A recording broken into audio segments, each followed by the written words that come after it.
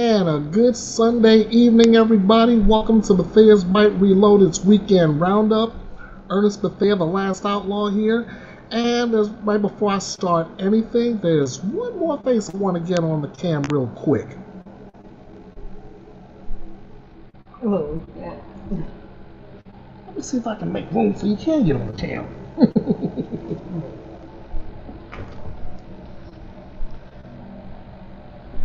Okay, there we go. Ladies and gentlemen, say hello to the birthday girl, my better half, my wife, the lady outlaw, Crystal Bethea. How you doing? Good. Happy birthday. Thank you. I had to get her on here because I said I would. Alright, like I said, I've got a lot to get to, and the first thing I want to start off with is our missing persons update. Here we go. Take a look at your screens, ladies and gentlemen. This is Liliana Munguia.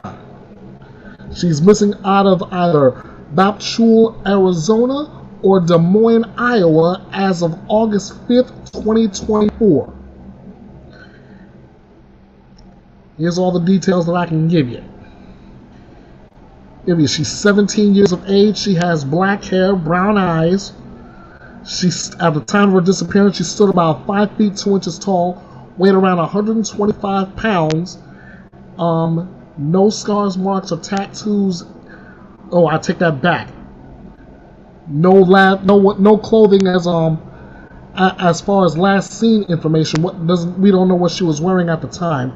But as far as scars, marks, and tattoos, she has a mole on the left side of her neck.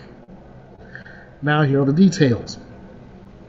On August 5th, 2024, Liliana Munguia, or better known aka Lily, was last seen on home security footage leaving her father's residence near Bapchul, Arizona at 1:30 a.m. It was learned that at the same evening, Liliana purchased a plane ticket and flew from Mesa, Arizona to Des Moines, Iowa, to meet an individual she met online. She was briefly in contact with family, but has since ceased communication. Liliana Munguia has ties to or may visit Phoenix, Arizona, Des Moines, or Clive, Iowa. Alright, so there you go, ladies and gentlemen. Everybody in the Des Moines, Iowa area, in and around Bapchul, Phoenix, this is where we need your help.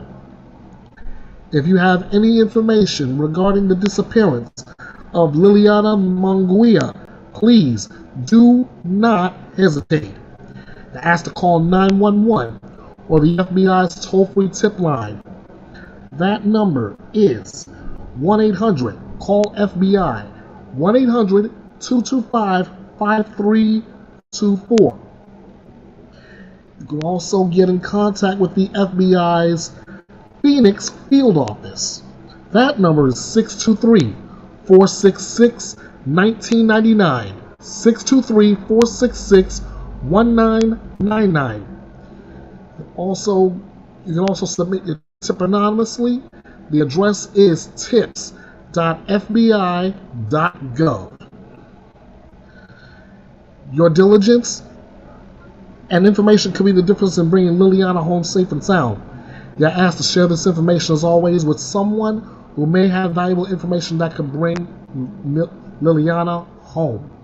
And as always, remember, if you see something, say something. That way we can do something. Let's bring Liliana home. All right.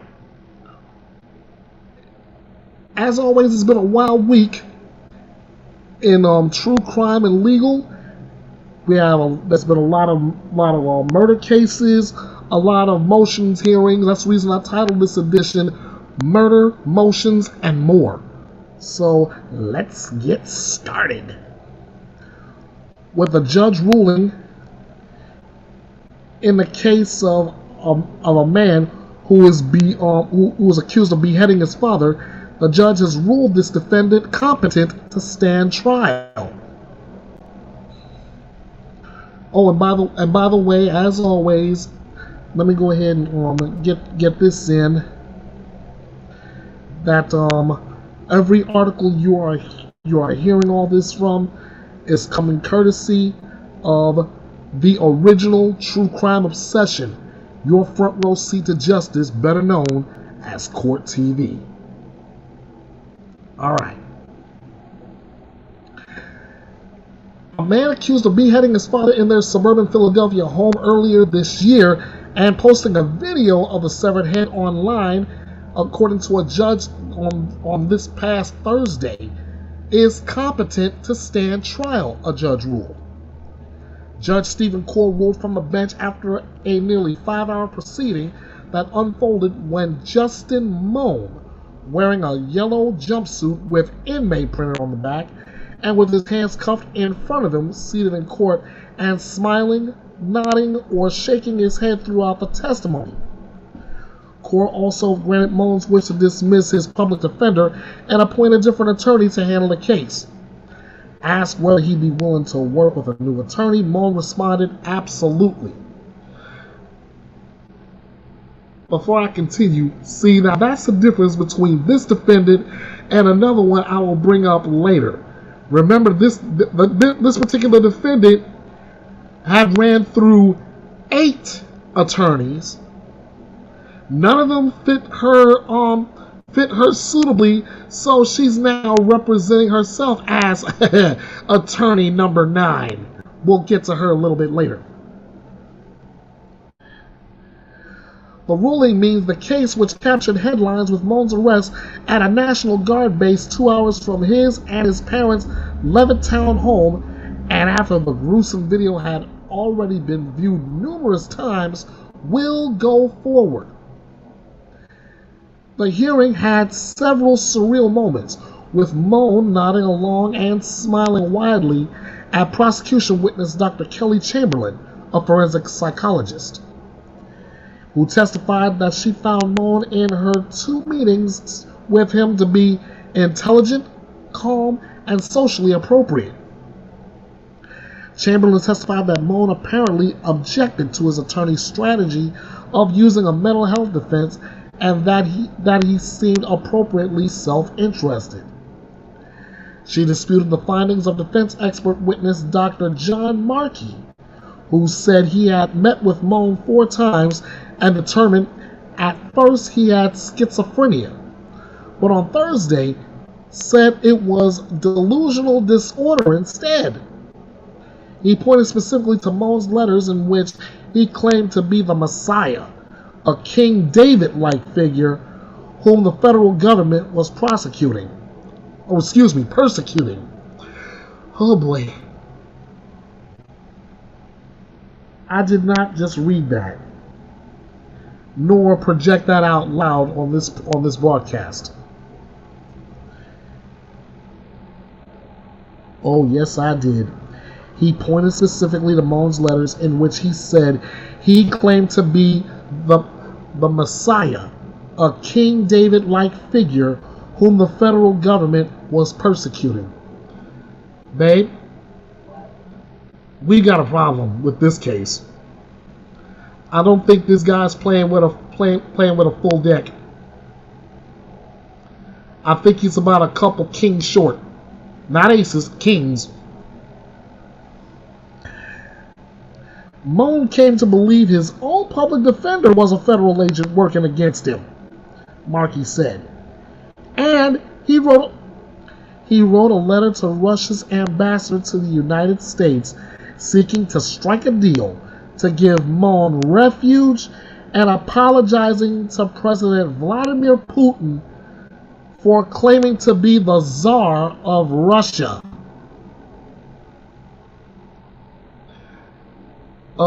Judge Stephen Core, I have to ask you flat out, are you sure this young man is competent to stand trial? Markey said, it's all delusional. Chamberlain said, she didn't believe he meant to say he was the Messiah, and that his writings in fact said satanic cults within the United States think he's the Messiah. I believe it could be construed as delusional, she said, but added that his writing was part of his rhetoric. He feels people like him have been kind of screwed over. Moan nodded agreeably during her testimony. Another prosecution witness, Corrections Officer Ralph Taylor, said Moan was, quote, extremely polite and respectful in jail. Court questioned him at the start of the proceedings, asking him if he knew why he was there, and Moan recounted he was facing a number of charges, the most serious of which were first-degree murder charges. All that added up, prosecutors said, to someone able to participate in his own legal defense. Okay, I get that. According to prosecutors, Moan fatally shot his father with a pistol and then used a kitchen knife and machete to decapitate Michael Moan at the Levittown house where they both lived. Justin Moan then recorded a video in which he held up his father's head and identified him as a 20-year federal employee while calling for violence against the government. Prosecutors have said they found blood stains on the desk in the room where the video was recorded, along with a computer that had several tabs open, including one for YouTube. In the video, Justin Moan also espouses a variety of conspiracy theories and rants about the Biden administration, immigration and the border, fiscal policy, urban crime, and the war in the Ukraine. The video was posted on YouTube for several hours before it was taken down. Justin Moan faces charges of first-degree murder, abusing a corpse, and possession of instruments of crime. He is being held without bail. Guys, it's a good thing that he's being held without bail. I mean, while the judge says he's competent to stand trial, this observer, from everything he just read, begs to differ highly. I mean, but let me go off to the side and ask Lady Outlaw, sweetheart, this guy accused of murdering his father. I won't go into the technical details of it, but he's accused of murdering his father, and he claimed to, in some degree, he claimed to be the Messiah, a King David-like figure. And I'm using the exact description they use in the article. A King David-like figure whom the federal government is persecuting. What do you say to that?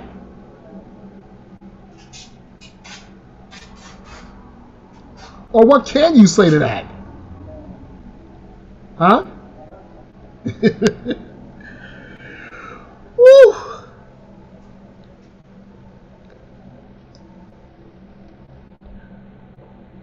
I'll tell you what. I've got a lot to say on this, but I want to get more information on it. So here's what I'm gonna do. I mean, I know I've done a good little bit of commentary on it already, but I've got more to say, but I'm going to hold off on it until I get more information on this. So, for all of you that are still here and still subscribed to me, please hold tight. When more information on this story comes about, I will be sure to bring it to you, and I will comment on it, and I would like to hear yours too. Ooh, so before I go on, let me go do a little bit of house cleaning real quick. If you want to jump on this, here's what you do. First off, thank you everybody for dropping in on the chat, dropping in just to watch the video. I appreciate it. What I would love for you to do is like, share, subscribe, and drop me a comment, whether it's here during the video, whether it's here in the live chat or in the on the community page. I'd love to hear from you. That's the free way to help out. If you're still hanging in here and you want to go live and speak your piece, the live panel is open. Click the link or copy it into a different browser tab or window and come on in. More than happy to have you. As far as the financial aspect, this is just to keep this bad boy rolling. So if you want to drop me anything, you're not obligated, but it's always appreciated. You can hit me up on PayPal, EKB316, on the Cash App, $EKB316, or Venmo, EB the Last Outlaw. Again, you're not obligated, but everything you send to me is always appreciated. This is to keep this thing rolling. And as far as getting in contact with me, you can hit me up on Facebook, Bethea'S Byte Reloaded. You can also hit me up here on YouTube, same handle. On X, EKB316, all caps. Instagram, EKB316, all lowercase. That's the difference. TikTok, King of Hearts 316 2021. And you can email me, kingofhearts316_09 at outlook.com. I look forward to seeing what you have to say on this case and the many others that I'm bringing in this edition of Bethea'S Byte Reloaded. Next up, I think I touched on this last week. We have a professor formally charged after his wife was found next to deceased infant. Yes, my birthday. Crystal. Crystal frappe. Alright, here we go. A professor has been formally charged with killing his wife at their Denver home after she was found next to their deceased infant daughter. Nicholas Micklebust, who was a Regis University associate professor of English at the time, was arrested last week after he allegedly called 911 just before 7 a.m. last Monday to report that he found his wife bleeding on the ground and their infant daughter not breathing. When officers arrived at their home, they found a woman with blunt force injuries on her head and face, and that's according to a probable cause statement. She was taken to the hospital where she was pronounced dead. The child was found on a bed in a bedroom. She was pronounced dead and did not have any visible injuries, according to the statement. Detectives noticed that Micklebust's knuckles appeared to have bruising, according to court documents. Micklebust was taken to Denver Police Headquarters for questioning.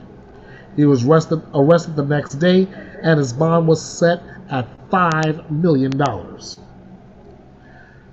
On last Friday, Micklebust was formally charged with 1 count of first-degree murder in connection with his wife's death and 1 count of tampering with physical evidence. As of now, he is not facing charges in connection with the death of the infant. He appeared in court in the afternoon for his second advisement. The defense has filed a series of motions, including about preserving evidence, though they did not go into detail about them. Micklebust's bond remained at $5 million cash only. Is next due in court on August 15. Also on last Friday, the Denver Office of the Medical Examiner released the names of the deceased. The woman was identified as Seorin Kim, age 44, according to the medical examiner. Her cause of death was ruled as blunt force injuries, and her manner of death was listed as homicide. The infant was identified as Leslie Kim, who was born in early May. She died at the scene. Her cause of manner of death are pending. Regis University confirmed Micklebus is not affiliated with the school anymore. So looks like we have a few days before we find out exactly what Micklebus is going to be officially charged with as far as the death of the infant. Stay tuned. Next, Arizona father indicted in a hot car death of his 2-year-old daughter. Now, guys, again, I say this is the reason why I do these PSAs every summer, right around Memorial Day, just as summer is coming in good.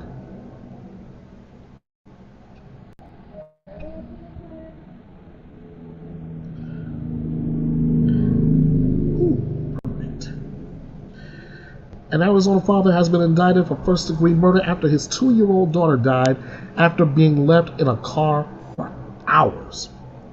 37-year-old Christopher Schultz was arrested on July 12th on charges of second-degree murder and child abuse.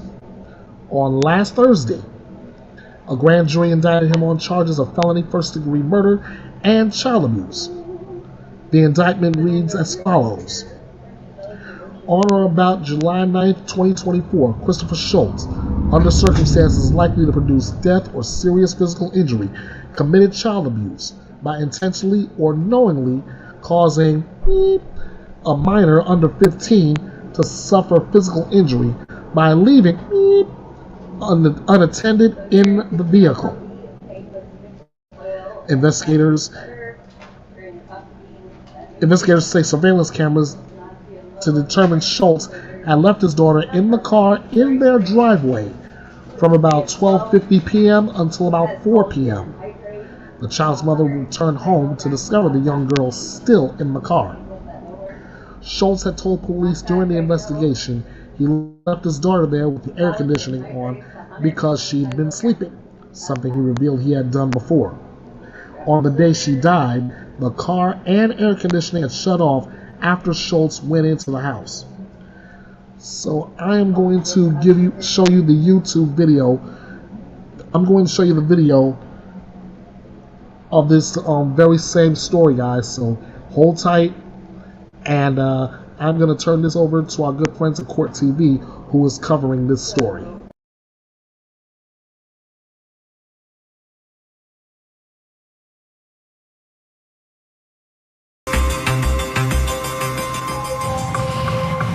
Now for what's trending in true crime. Charges have been upgraded against an Arizona father accused of leaving his 2-year-old daughter in a hot car for hours before she died.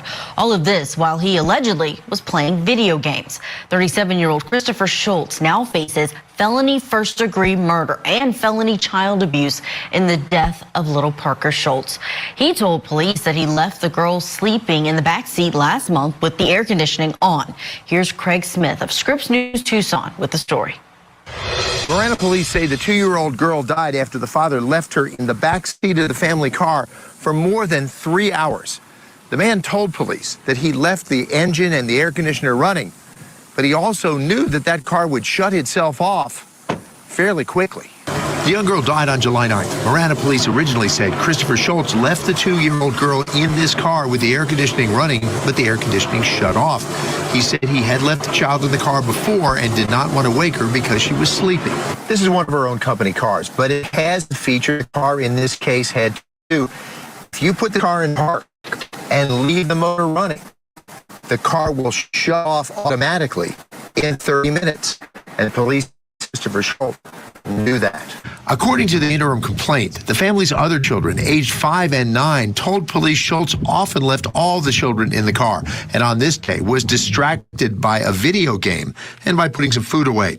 Schultz's wife is a medical doctor. Investigators say she came home about 4 p.m. and asked where the 2-year-old was.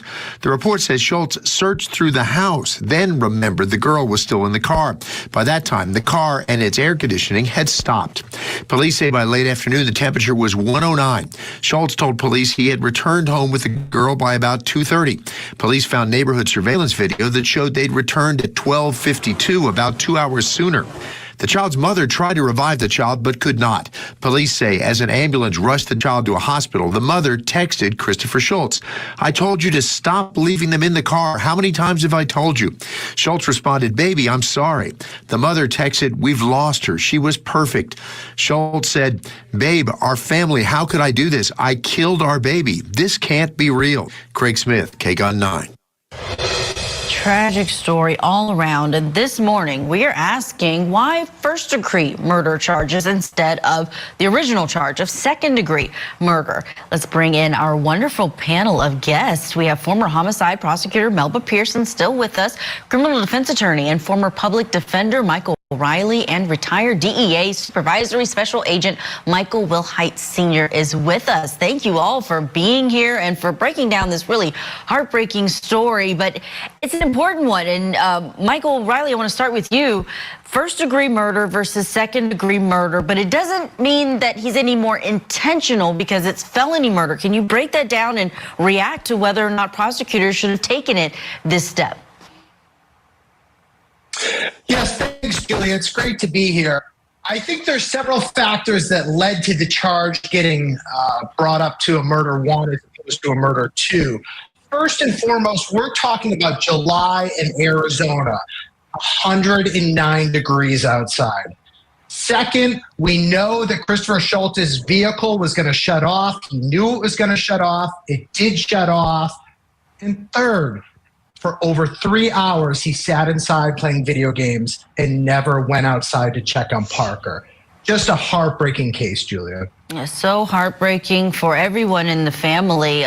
Michael Wilhite, can you talk to just the investigating part of this case? You have officers first knowing that there's a child that is deceased inside of a car, but they don't stop there. That doesn't automatically get them to thinking that this may be a murder case. Right, Julia. How are you doing? You know, they're going to definitely look into cooperate as far as, and I think you already mentioned that in the prelude, that when he actually arrived, they're looking at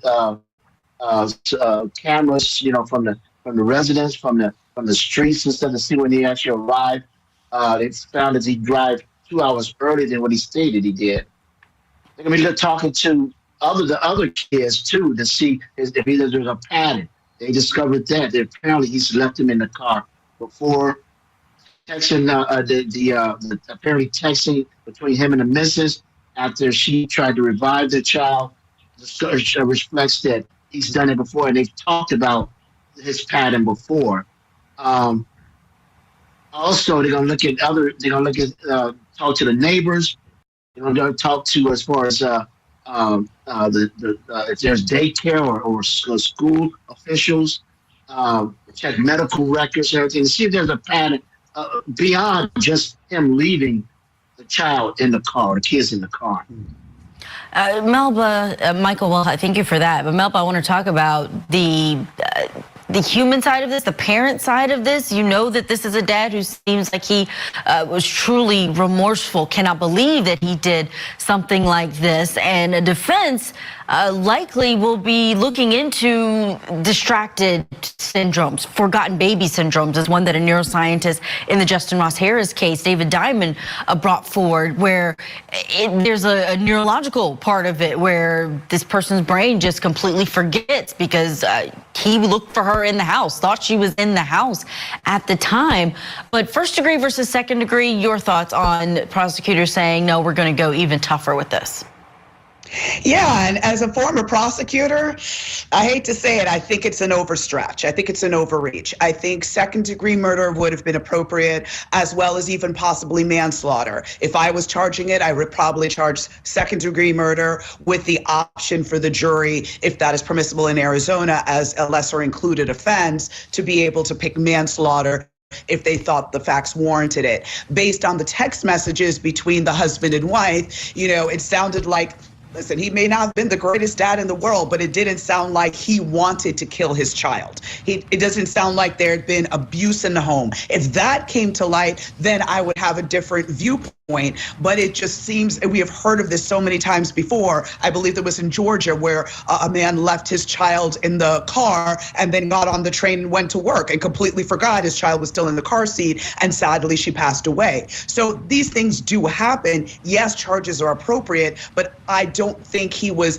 intentionally, because this is a felony murder, you have the child abuse aspect, and then it was elevated to felony murder because of the fact she died. I still think it's too much. I think the family is grieving very deeply. I think he's very remorseful. This is, to me, a second-degree murder or a manslaughter. Now, Schultz has said, as we've mentioned, he had done this before. He left her inside of the car with the AC running and that everything was fine. But the complaint in this case reveals that at the time he was distracted by not only video games, but putting groceries away. That's what he told police. And so it leads us to ask, should he, if this goes to trial, if this gets to the point, should he take the stand in his own defense? Michael Riley, this is one of those cases, it's not a self-defense case where we often say it's almost you have to take the stand if you're the defendant. But in a case like this, where you have the wife, the mother of this child, fully supporting her husband, she pleaded for him to get bond, and he did, with the judge saying this was just a tragic mistake. Is this something that he would need to relay himself to the jury? I think it's a strategy the defense should seriously consider. He likely has no criminal record. He can take the stand. I think a jury is going to have sympathy for him. He lost a child. His wife would likely testify as part of the defense case, and his testimony would likely to be consistent with that. Especially if the state is going to go forward with this murder one charge, I think he has a lot of incentive to get up on the stand and tell his story. And if this was maybe a negligent situation, a reckless situation, I think his testimony could help enforce that. And if not, get him an acquittal, which I think would be very difficult. It might support a finding of a lesser included offense like a murder two or a manslaughter. Michael, will I talk about how public perception is of these cases? I mean, they are the headlines that grab people's attention. It breaks our hearts. But parents, if there are parents on that jury, do you think they will commiserate with him or feel much differently this tragedy that he was looking at video games, that he was putting groceries away? Are they going to be able to relate, or are they just going to look at him like a terrible, terrible parent? I think it's going to be 50-50, Julia. You're going to have some that can relate to that. You know, hey, taking the groceries in, just briefly leaving the kids in the car briefly. I mean, you know, but also, you know, Arizona, you have the other aspect, other part of the jurors. They're like, hey, how could you do that? But I'll tell you one thing. There is no punishment that the courts can give him that he's not been already punished for right now. It's the mere fact that he lost his child. It was through his negligence, and that's going to just run through his mind, through his soul for the remainder of his years. It's such a difficult case, but thank you all for weighing in on it, breaking it down for us. We'll continue to follow the story out of Arizona. Michael Riley, I know we have to say goodbye to you. Thank you for your analysis this hour. Melba and Michael Wilhite are sticking around.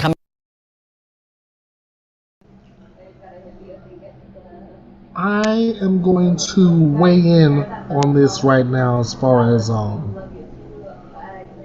whether Christopher Schultz should be charged with murder one, murder two, manslaughter. Keeping in mind, I am not an attorney. I do not have a law degree. I do not have Esquire behind my name. All right, we got that straight.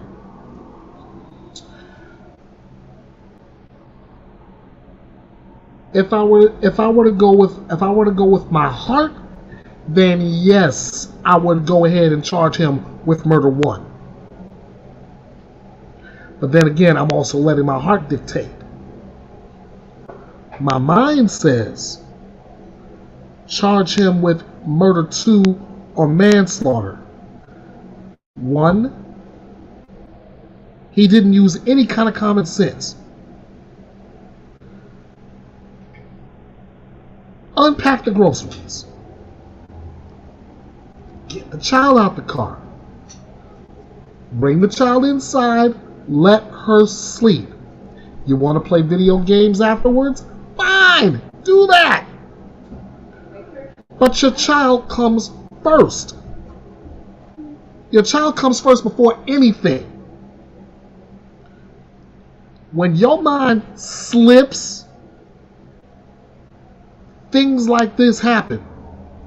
Especially in Arizona heat. The temperature got up to 109 outside. Ladies and gentlemen, I say to you like I say in my PSAs, if it's 109 degrees outside, can you imagine what the temperature is inside a car? Adding to the fact that, yeah, you let the child in the car, you let the AC on in it, but if it shuts off in 30 minutes, give or take, how long will it take for that child to cook inside the car?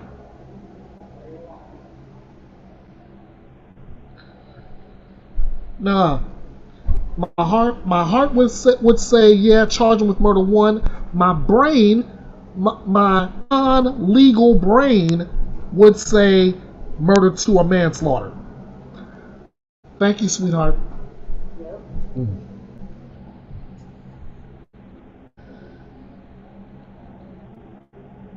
Way, the only person I feel sorry for right now in this case is the mom. I feel sorry for the mom because he did not think.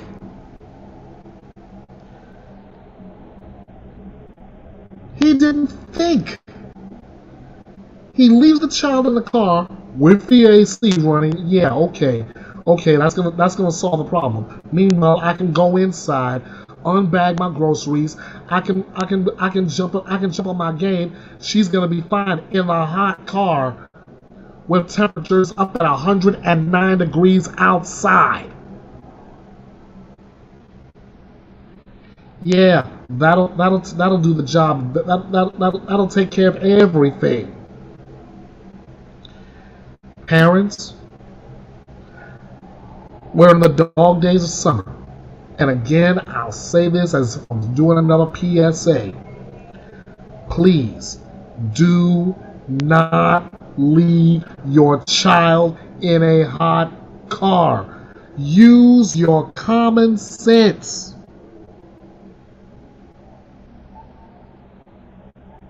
Use your common sense.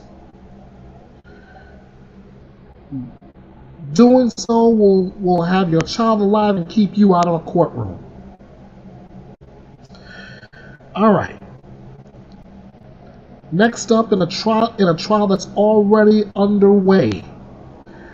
This is the second trial for a man who is accused of allegedly killing 3 men execution style, all over a mere $600.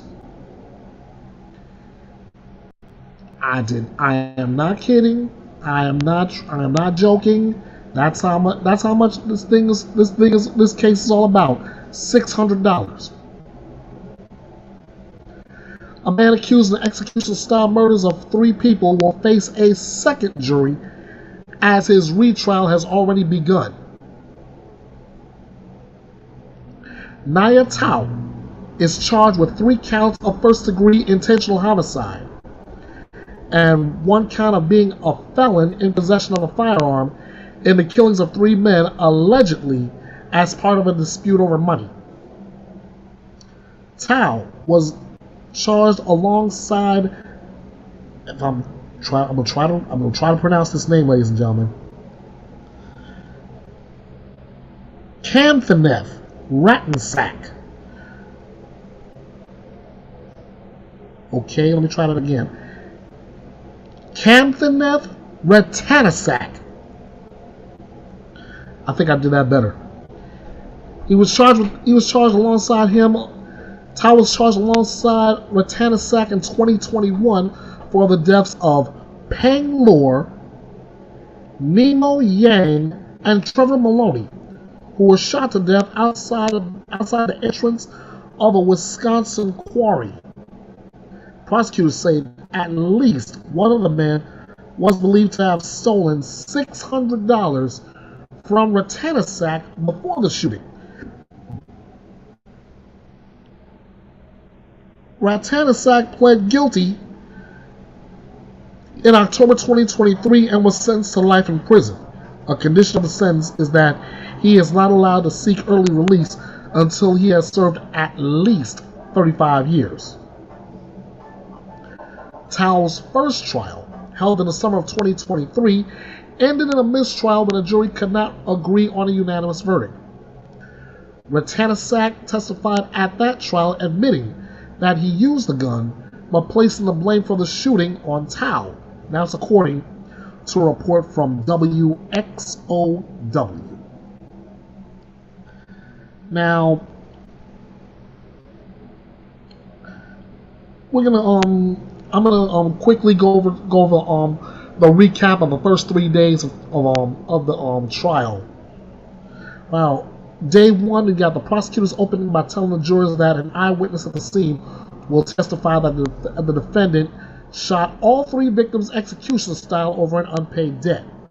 The defense said in their opening that Tao is a bystander in this horrific crime, and government witness who will testify his client was the trigger man are making the claim because they are more afraid of the co-defendant, who the defense said had the motive, the gun, and a history of violence.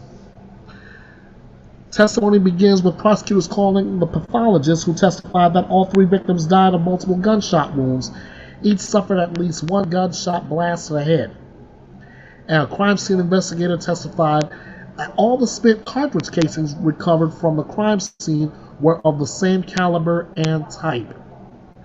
Day 2, Bridget Schlick testified that she was at the rock quarry where the killings took place and gave a detailed account of the events that led up to her driving 2 of the 3 eventual homicide victims to the quarry. Schlick testified she thought at worst one of the victims was just going to get beat up for absconding with the $600 that belonged to a man she knew as Black. Seth Barna recounted his wife finding a Glock in April 2023 while they were picking up roadside litter. Deputy Cody Ratkovich testified about responding to Barna's call and recovering the firearm. And Jessica Crawford, a firearm and tool mark examiner, testified about forensically linking the recovered firearm to the casings and bullets recovered at the crime scene in July 2021. Day 3 seemed the most testimony. Michael Luco testified that Tao, who Luco had known for 15 years, admitted involvement in the killings while they were in neighboring cells in the COVID lockdown cell block. Lieutenant Michael Valencia, who was part of the investigations division at the La Crosse County Sheriff's Office, recalled a wig being removed from Nia Tao's head when he was being arrested. Michael Vang did not dispute the authenticity of Facebook messages exchanged between his Facebook account and an account belonging to Nia Tao, wherein he disclosed the location of Nemo, Peng, and Trevor just a short time before they were shot and killed at the quarry. Like Bridget Schlick, he indicated an expectation that someone would get beat up over the death, but didn't think Black was going to kill Nemo, much less Peng and Trevor. Vang also said he tried to pay the $600 debt on Nemo's behalf, but was rebuffed because it wasn't his debt.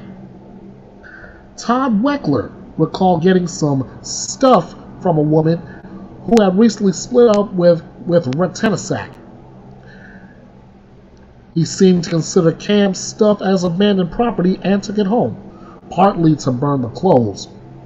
Weckler advised he lives in the country where they can burn things in a barrel. Weckler said a gun, bullets, and 2 holsters fell out of the bag of clothes when he took it out of his car. He later turned the gun and accessories over to law enforcement after some initial reluctance. Special Agent Jay Yerges, who was part of the Wisconsin Department of Justice Criminal Investigations Division, recounted his interaction with Todd Weckler and Todd's initial reluctance to share the information. And finally, to wrap up the week, Flora Johnson testified that she saw Nia Tao with a handgun in his waistband at the Wharf Bar on Alaska in the week leading up to the triple homicide. Testimony resumes tomorrow in this case, and I'll be sure to have the entire week's wrapped up all the way to verdict.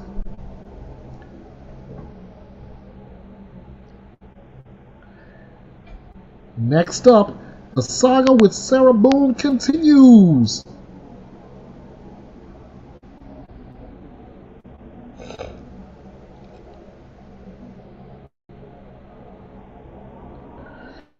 Yeah. Sarah Boone argues that she does not want to be pro se. Accused killer Sarah Boone appeared in court on this past Monday, where she failed to convince a judge to give her another chance to have a lawyer represent her. And who could blame a judge after she ran through 8? And none of them was suitable for her? 46-year-old Boone is charged with the second degree murder of her boyfriend, Jorge Torres, who was found inside of a suitcase in 2020. While Boone has admitted to zipping him into the bag, she has denied any ill intent and instead has said his death was an accident. A Monday motion hearing addressed several handwritten motions that Boone has filed since Judge Michael Kranick ruled that she had forfeited her right to an attorney. The motions requested money for experts and investigators, as well as someone to serve as standby counsel. Judge Kranick noted that a private investigator working for Prison Break Investigations had already been appointed to the case, and that money for a mental health expert had already been approved. For future requests, Kranick explained that Boone would need to outline more information beyond what had been included in the motion, which read, investigator TBD, to be determined. Total amount requesting, TBD. How to calculate, unknown by defendant. Reason, no discovery or case materials provided to the defendant from the judge. Boone complained, I don't know what I'm supposed to ask for or who I'm supposed to ask for. And again, I have yet to receive my discovery, so I don't even know what it is I need. Judge Kranick acknowledged that Boone had not yet received discovery and discussed with all parties how best to allow her to view the evidence in the case. Among Boone's concerns are the media being allowed to attend all hearings and any potential viewing she does of the evidence. Judge Kranick denied Boone's request for standby counsel, noting, as the court has determined, you have forfeited your right and alternatively waived by your conduct your right to court-appointed counsel. The court is not required to appoint standby counsel. I do not forfeit my right. That was your judgment, Boone argued back.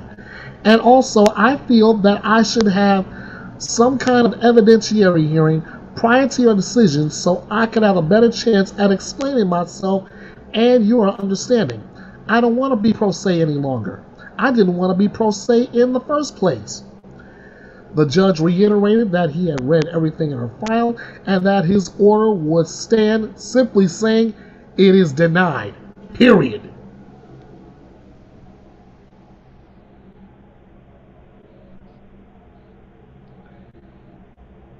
And that, Sarah Boone, is what you get when you act like a Karen when you had 8 different people trying to help you come up with a suitable defense for what could be the second degree murder of your boyfriend.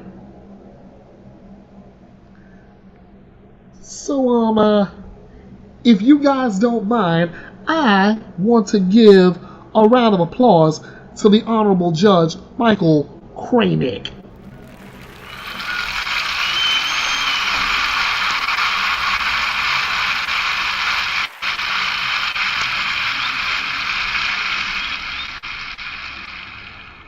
Absolutely. When it comes to your defense, ladies and gentlemen, if you're gonna run through 8 attorneys, and then at one point you want to ask for a standby counsel, expect the answer to come out like your behavior. If you're gonna act like a Karen, expect your response to be that like a Karen. Denied.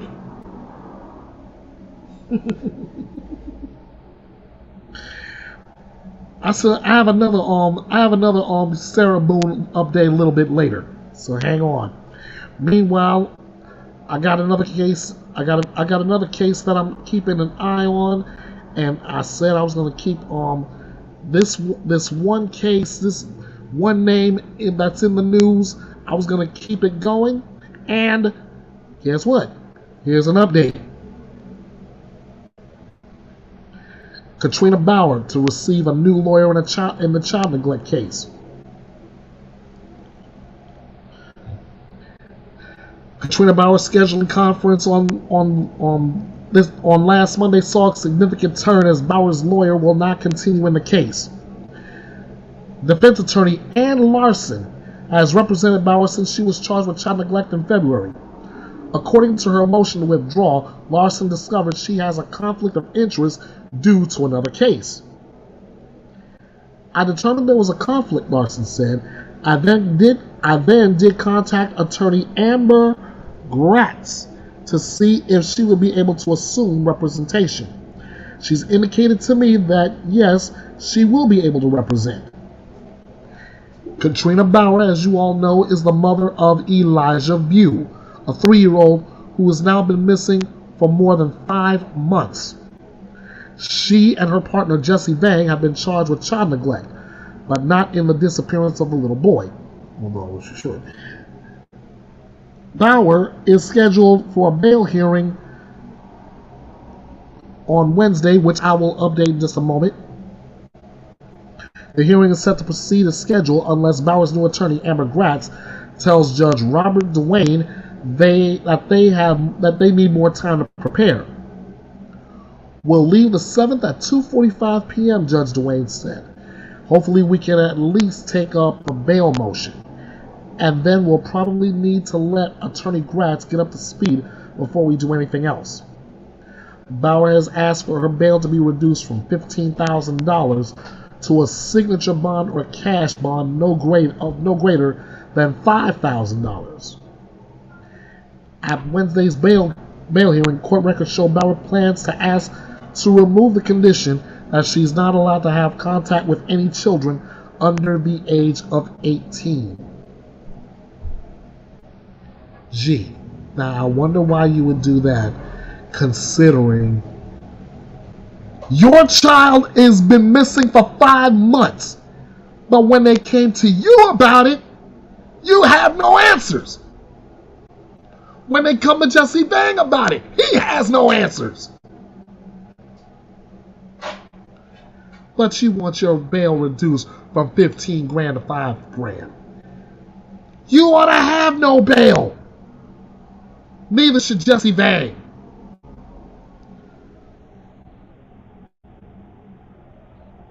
And that's just my opinion. Like I said, I've got another update on Katrina Bauer a little bit later. All right, let me see if I can put a nice little bow on this one case. This is Chad Dorman, hours before the murders, with him saying, quote, "This will be my last good meal." Oh boy, I got a lot to say about that one. A lot to say. Claremont County prosecutors on Monday on this past Monday, explained how they were planning to go after Chad Dorman's insanity defense if the Clermont County father had not pled guilty to murdering his 3 young sons. Mark Tekluve and Laura Barron Allen detailed Dorman's history of controlling behavior that they said was likely related to his underlying personality structure. Could have been depression, could have been anxiety, could have been anything or nothing, Allen said. Allen explained the defendant would only be eligible to use not guilty by reason of insanity only after the defense proves their client has been diagnosed with one of 4 mental health illnesses, which include schizophrenia, schizoaffective disorder, bipolar disorder, or delusional disorder. She said based on multiple evaluations, Dorman did not meet the criteria.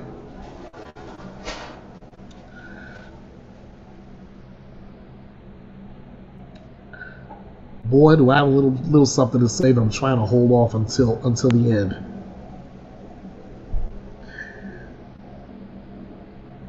Brett Bugansky tweeted on X with a press conference video attached how Dorman knew what he was doing, how he made up this whole thing about heaven and hell at WCPO and denied being the shooter multiple times, or didn't remember, or was at work.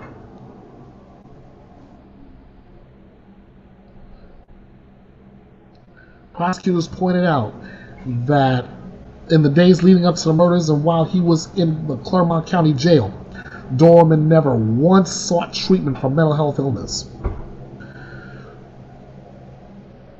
Tekluve,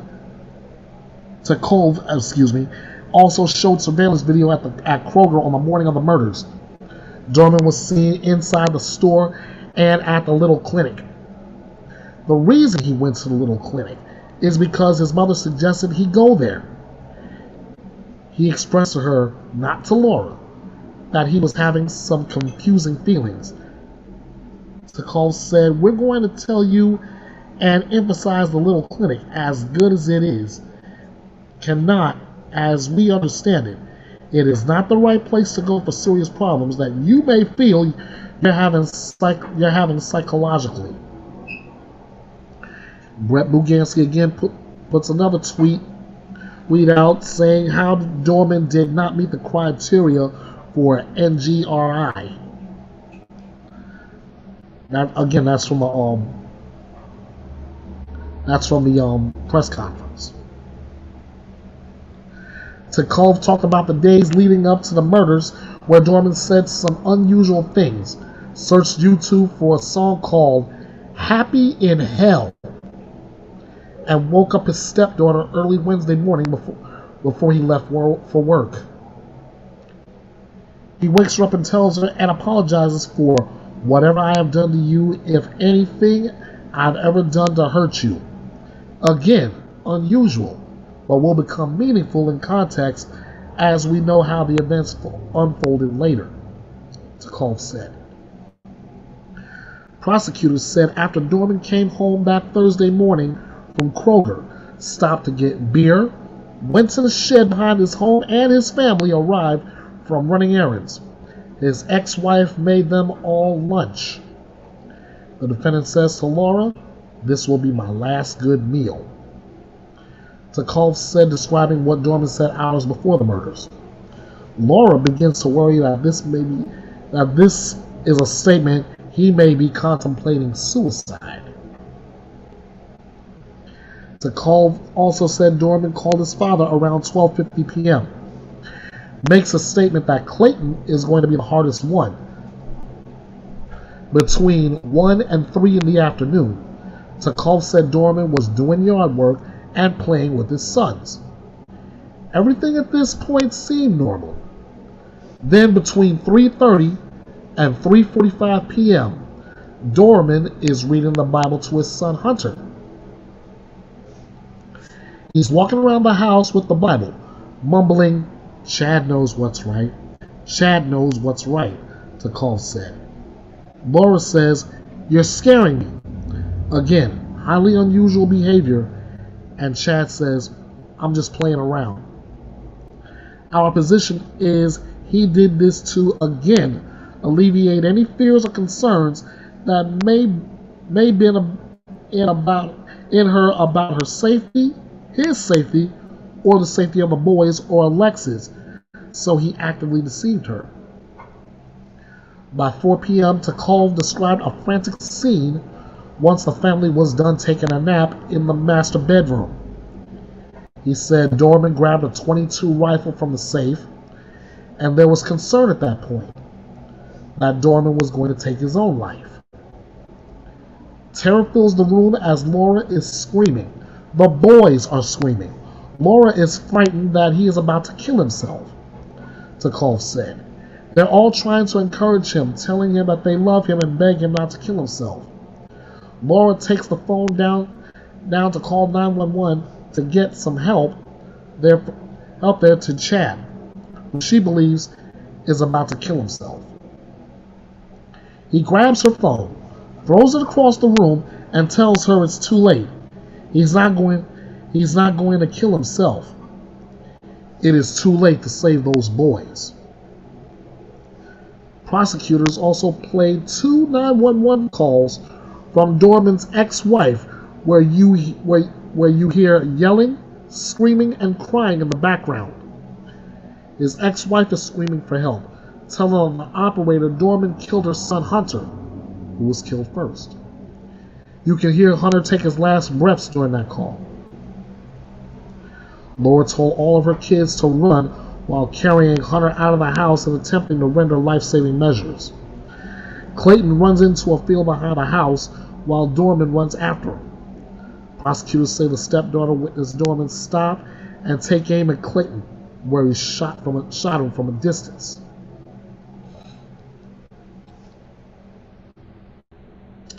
Then they also showed body camera from one of the deputies during Dorman's arrest. Oh wait, let me back myself up here because I skimmed right by it. Brett Mugansky tweets again, Hunter Dorman was the first one to get killed. Here's what happened next. We get it from that portion of the press conference. They also showed the body camera video from one of the deputies during Dorman's arrest, where he's sitting on the porch and they order him to the ground. At this point, Dorman is telling deputies, "I ain't gonna hurt you." He asked the deputies if he could stand up because he said he was uncomfortable on the ground. Prosecutors said Dorman had his son Clayton's blood on his shirt, which they could prove with DNA evidence. Mugansky tweets that Takluv explains how Dorman picked up Clayton, lies him next to Hunter, then picks up Chase and lies him next to him, all while Laura tries to give them first aid. And another tweet follows that, where he says, where Dorman actually says, "Tell them I did it. Take me to jail." Despite Dorman saying things to detectives like he should have killed his wife first because she was trying to save their sons throughout the days after the murders, Dorman told law enforcement inconsistent versions of what happened. Prosecutors said sometimes he would ask who killed his family. Other times he said he was at work when it happened. He also claimed he didn't remember. Brett Mugansky ended up with another tweet. Dorman confessed because Laura tried to stop him. He, quote, should have killed her first, end quote. Playing the 911 calls. During the body-worn cameras, he is not making the same claim that he only begins to make during his interview when questioned by detectives, Allen said. This was something that we believe he concocted during the course of his interview.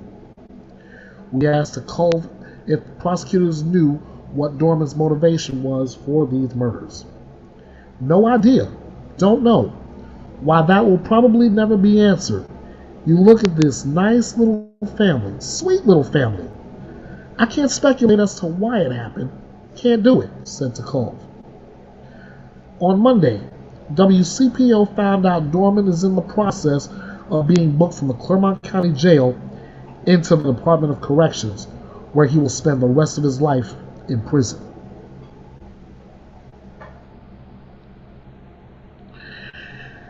Yeah, he'll spend the rest of his life in prison, all because he made the confession that, yeah, he shot all 3 of his sons. And he did it to avoid the death penalty, had he been found guilty.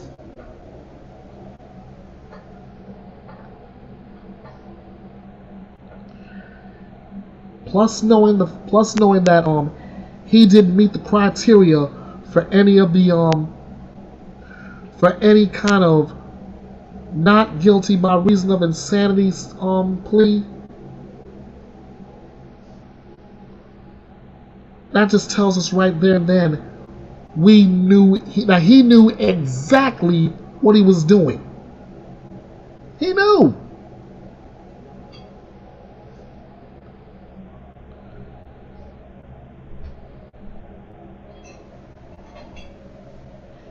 Over the last few months, ladies and gentlemen, I have covered defendants from charges as small, if you want to call it small, as child abuse, all the way up to murder. And I've been bold enough to call a lot of these defendants cowards. Ladies and gentlemen, I'm gonna step out on my boldness again. I called Adam Montgomery a coward, and he is. I called Tim Ferreter, my very first case, a coward, and he is. I once called Chad Dorman the baddest dad in the land simply because of what he did. Now, I call him a coward. I call Chad Dorman a coward because, simply enough, he gave his 3-year-old son, his 4-year-old son, and his 7-year-old son zero chance to have a life. Zero. But he avoids the death penalty and he gets to serve the rest of his life behind bars. This guy right here. He's a coward. Right here. Murdered somebody. And he got the gas chamber. And guess what? He was pronounced dead. And then he came back. This is a totally different situation. Yeah, I know, but he was for murder. He got the death penalty. This guy Chad Dorman, had he had gone to trial, he would have gone through the trial, been found guilty, and sentenced to death. Do you not recognize him? He's a mafia person. Sorry.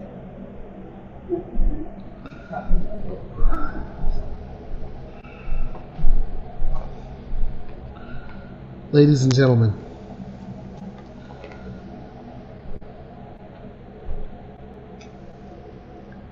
there is sympathy to go around, and then there's the point where I have no sympathy.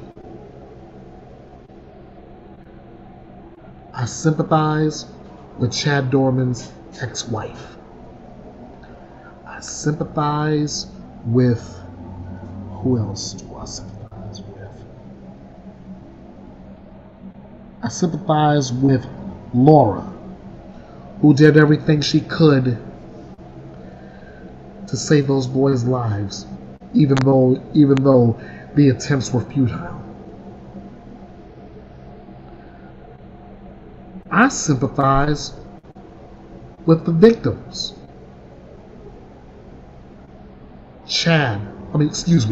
Clayton, Hunter, and Chase. Killed by the one whose sole job is to love them.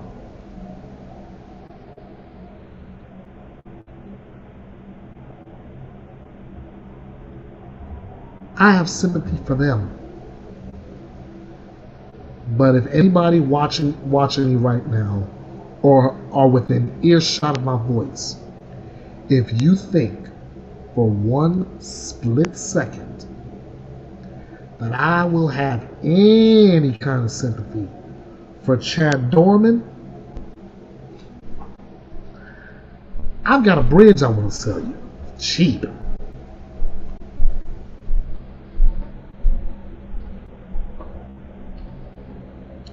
Next up, ongoing trial. The missing classmate murder trial.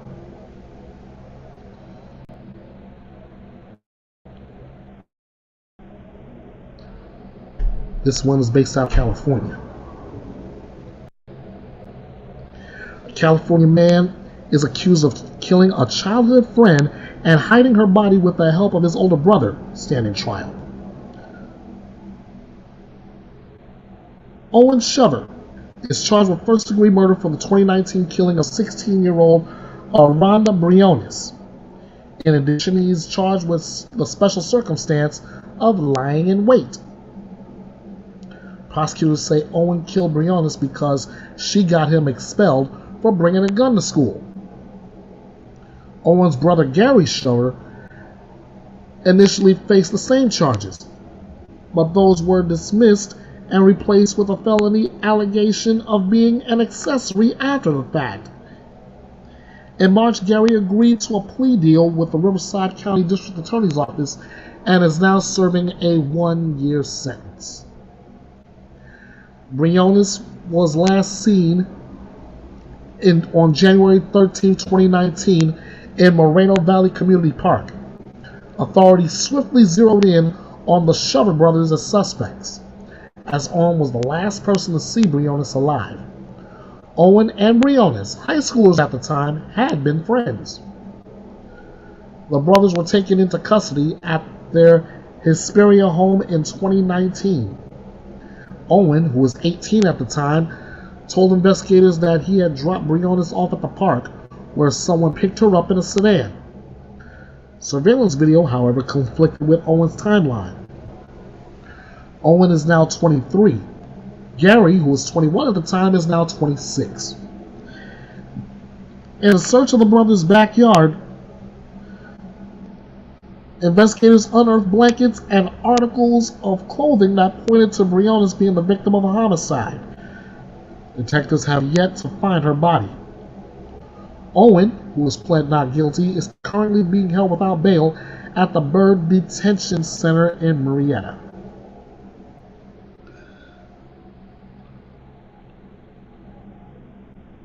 During the prosecution's opening statement, the prosecutors said that this is all about a cold-blooded revenge killing. I will save you the drama of that opening statement, but I will keep an eye on this case as I will others, and will get you recapped all the way to the verdict. And we'll find out whether Gary Shover will be found guilty or not of killing his former classmate. Another ongoing trial right now is the Dad in the Ditch murder trial. State of Iowa versus Alec Jones.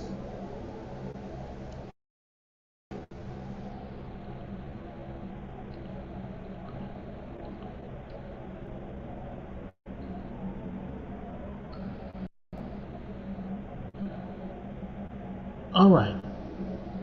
The elder of two brothers accused in their father's death is standing trial in Iowa. 26-year-old Alec Jones is charged with first-degree murder in the April shooting death of 55-year-old Dennis Jones. Alec's brother, 21-year-old Nathan Jones, is charged with aiding and abetting murder in the first degree. The brothers are being tried separately, with Alec standing trial first. A mail carrier found Dennis's body in a roadside ditch on April 26th. That's according to the Fort Dodge Police Department. An investigation determined Dennis was fatally shot at another location, then dumped in the ditch. The brothers were arrested that day. An affidavit obtained by Court TV accuses Alec of shooting Dennis numerous times and committing this act with prior planning and attempts to conceal his identity with the help of Nathan. The trial began on Wednesday, August 7th, with opening statements. Here's the recap. No, better yet, instead of trying to pull the recap after that, here's the recap from day one alone.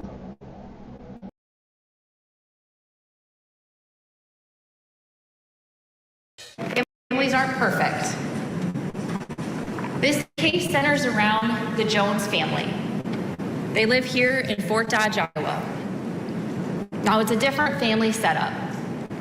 The household consists of Miss Shannon Jones, mom, Mr. Dennis Jones, dad, Nathan Jones, the defendant, Alec Jones.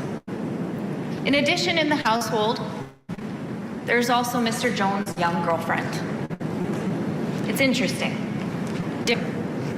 It worked.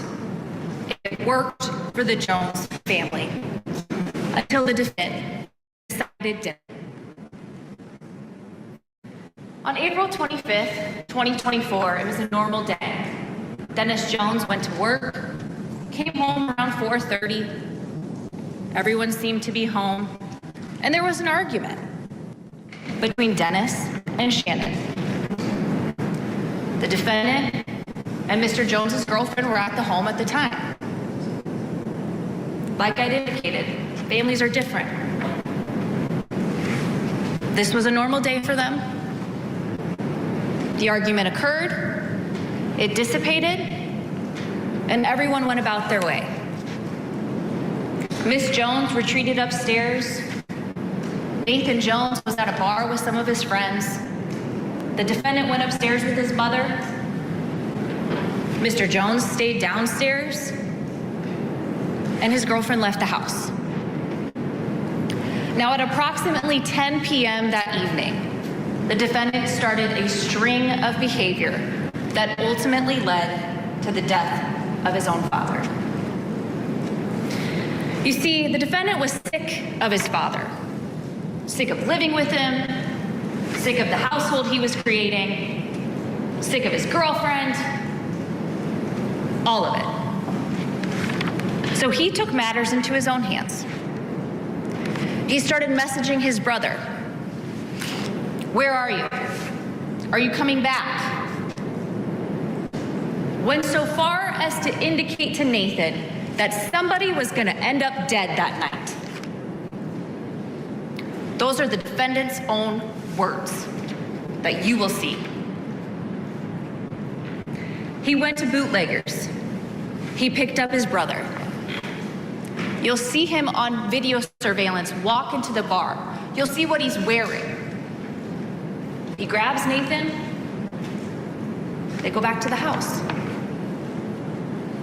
At approximately 11 p.m., the defendant is there with his brother. And you'll see on actual video surveillance from the house, inside the house, that Dennis Jones He had to have a video camera in his room.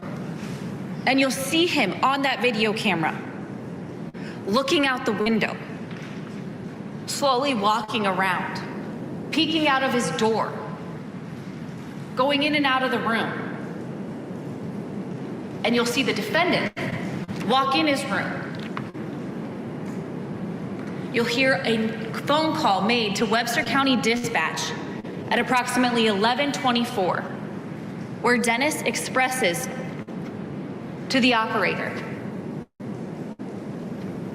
something weird is going on. I think my children, they're walking around with black gloves on. I think one of them might shoot me. At 11:31, he texts his daughter, who no longer lives in the house. I think that Alec and Nathan are going to do something to me. During this whole time, Aiden Pate and Michaela McNeely are sitting across the street in their car.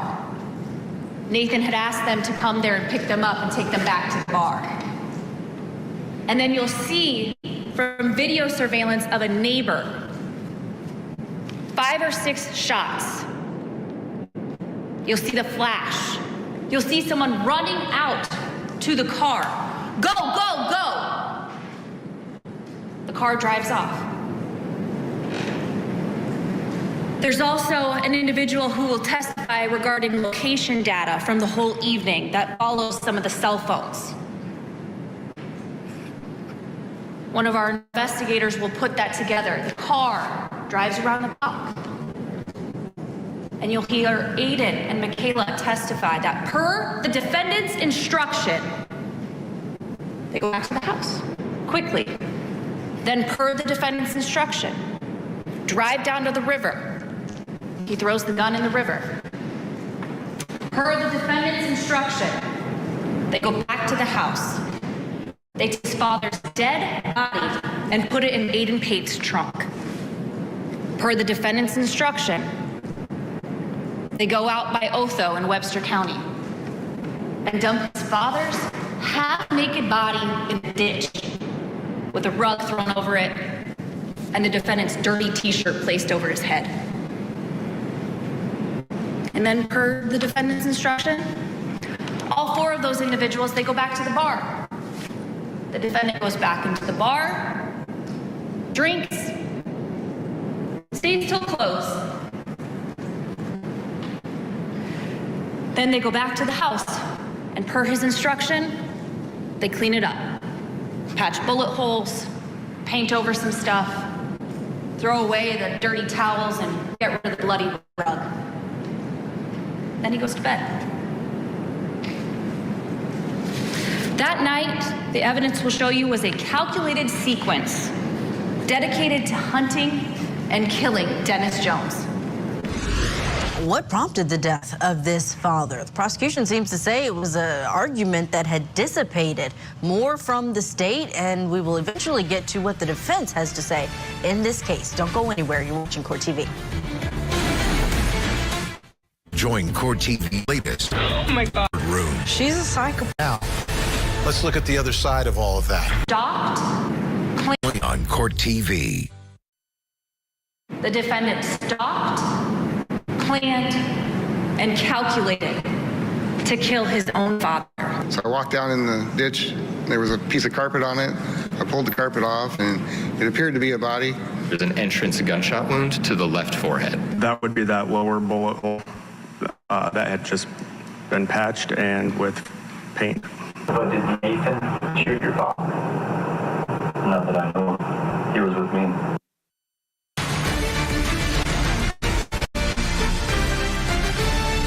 Welcome back to Court TV Live. Let's get you back into the courtroom for the Dad in a Ditch trial happening in Ohio. We were in the middle of the state's opening, Iowa rather. Let's pick it up right where we left off and go in with the prosecution giving their opening statement. The defendant is taken with investigators and he goes and gives an interview. He sits down with Sergeant Van Woffs, Detective Allie Thompson, starts talking to them, tells them about his night last night. His story changes and changes again and again. You'll hear that 2.5-hour interview, and you'll be able to detect how many times that story changes until investigator Headland comes in and starts talking to him. And then the defendant coldly describes what happened that evening. He shot his father, threw the gun in the river, took his body out to Otho and dumped it,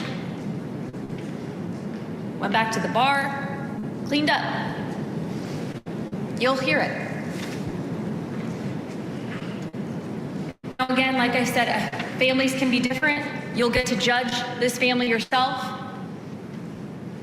Even the defendant says in his interview, there were some normal arguments. It happens. Again, an interesting dynamic.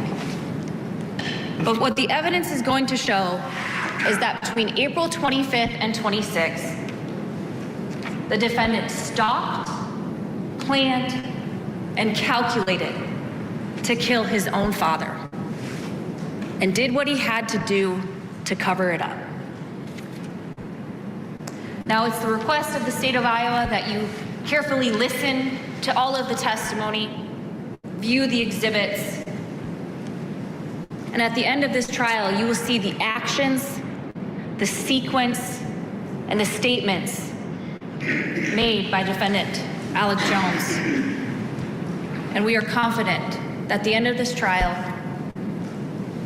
you will return a verdict of guilty to murder in the first degree.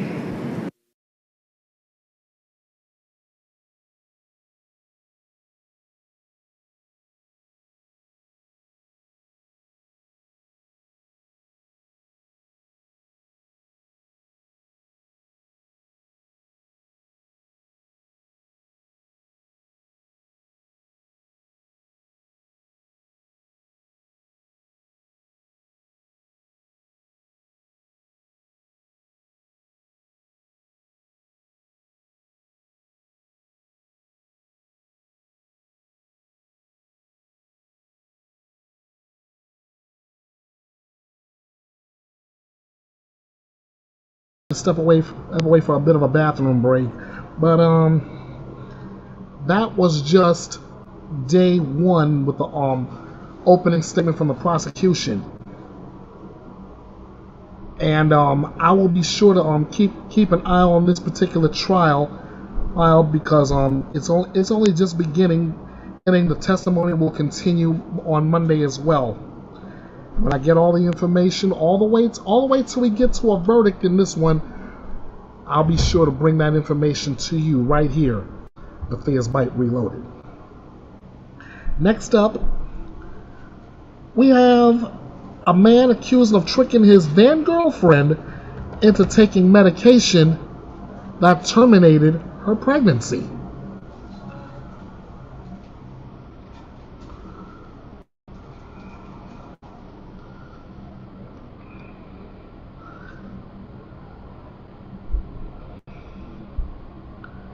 Yes, this is an ongoing case as well.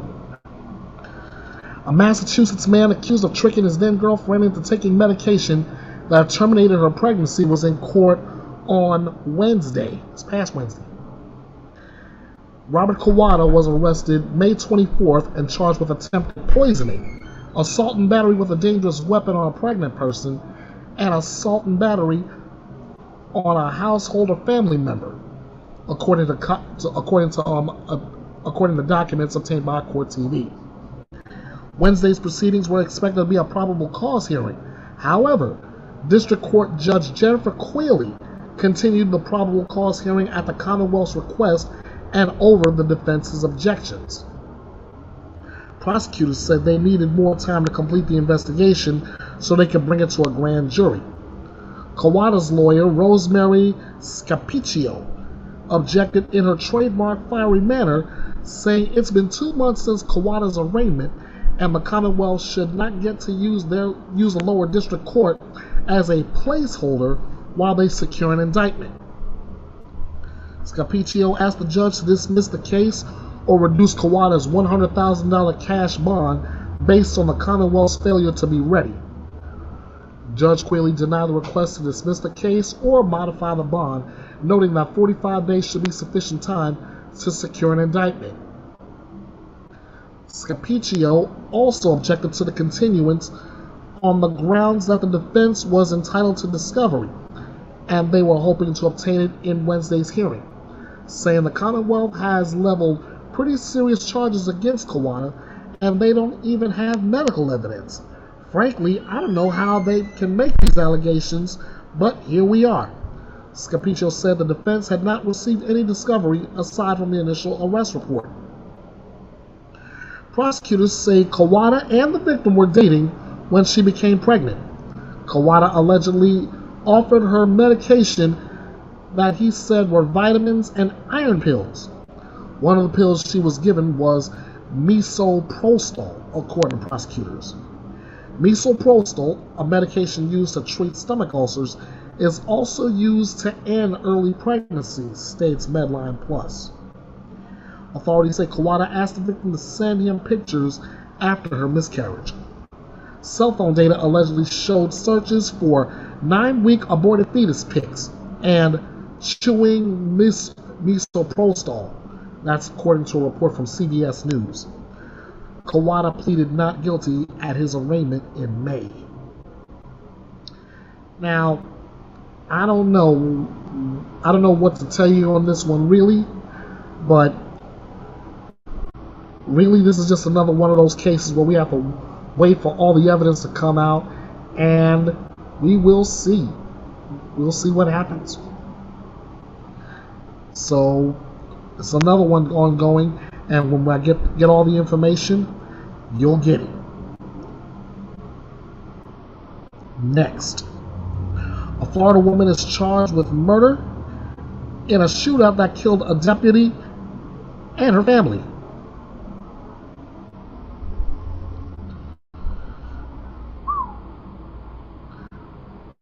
Now you see why I titled this thing. Now you see why I titled this edition Murder, Motions, and More.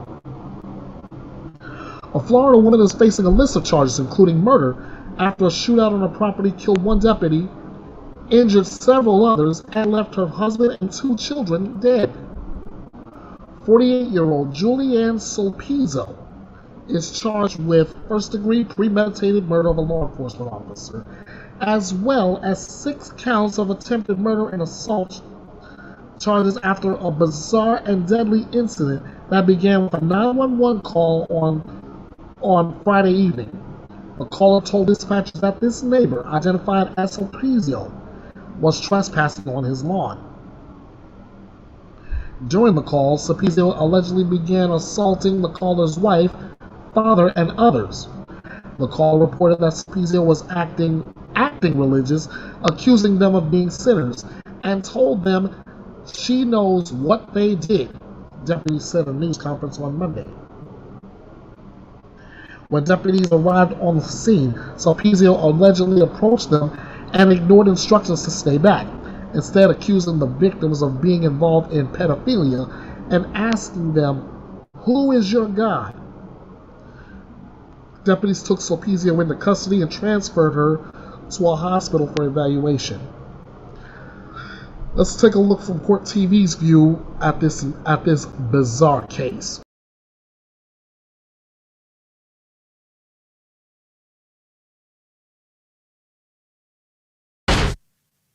We are here to announce that earlier today, our warrants unit arrested 48-year-old Julie Solpizzo on an arrest warrant that was obtained by our detectives for her role in the murder of our beloved friend and co-worker, Deputy Bradley Link, and the injury of our deputies, Stefano Gargano and Carol Powell. Julie was taken into custody today at approximately 1:45 p.m. at Advent Health Waterman Hospital in Tiberi, where she has remained since being taken there Friday night for treatment and evaluation. Incredibly disturbing, tragic story out of Lake County, Florida.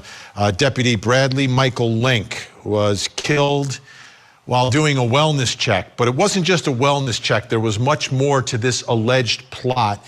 That woman you saw who was arrested, she's the only one who survived. But the allegations are she was working in concert with the rest of her family Here are the details from the Lake County Sheriff's press conference.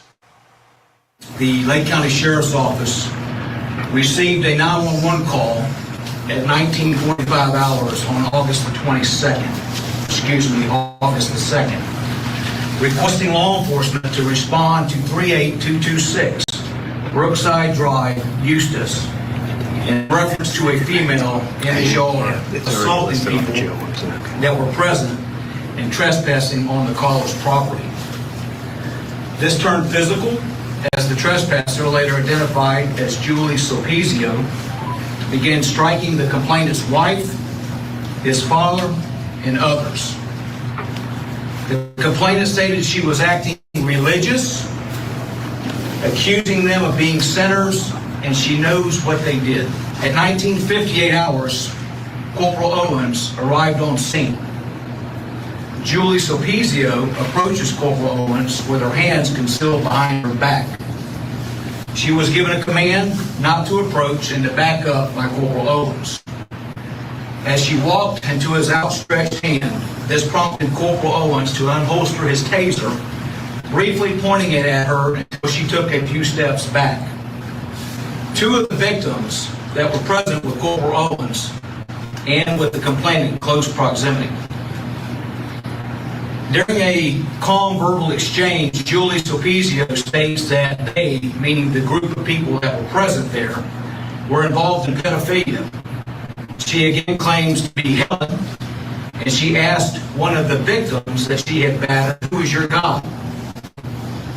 Julie Sulpizio stated to them that Julie is in heaven. She then went on to state, "You see, the thing is, we needed to trick Lucy, and we later learned to be the name she calls Lucifer." She then points at Corporal Owens and states, "You were one of them." She continues by stating, "See, we needed to trick the evil to come out." One of the victims explains that Julie Sulpizio wanted them to walk in front of her to her house, but they didn't trust her. The victim asked her, is Michael okay? And Julie stated, "Oh, see, he sent me down here." The victim states, "Oh, did he?" And Julie says, "Yes, my husband, my God." At 2010 hours, Sergeant Stevens and Corporal Owens arrived at Julie Sulpizio's residence, which is walking distance from the original incident location, to conduct a well-being check on Michael and Julie Sulpizio's children. Announcements are made at the door, and contact was attempted to no avail.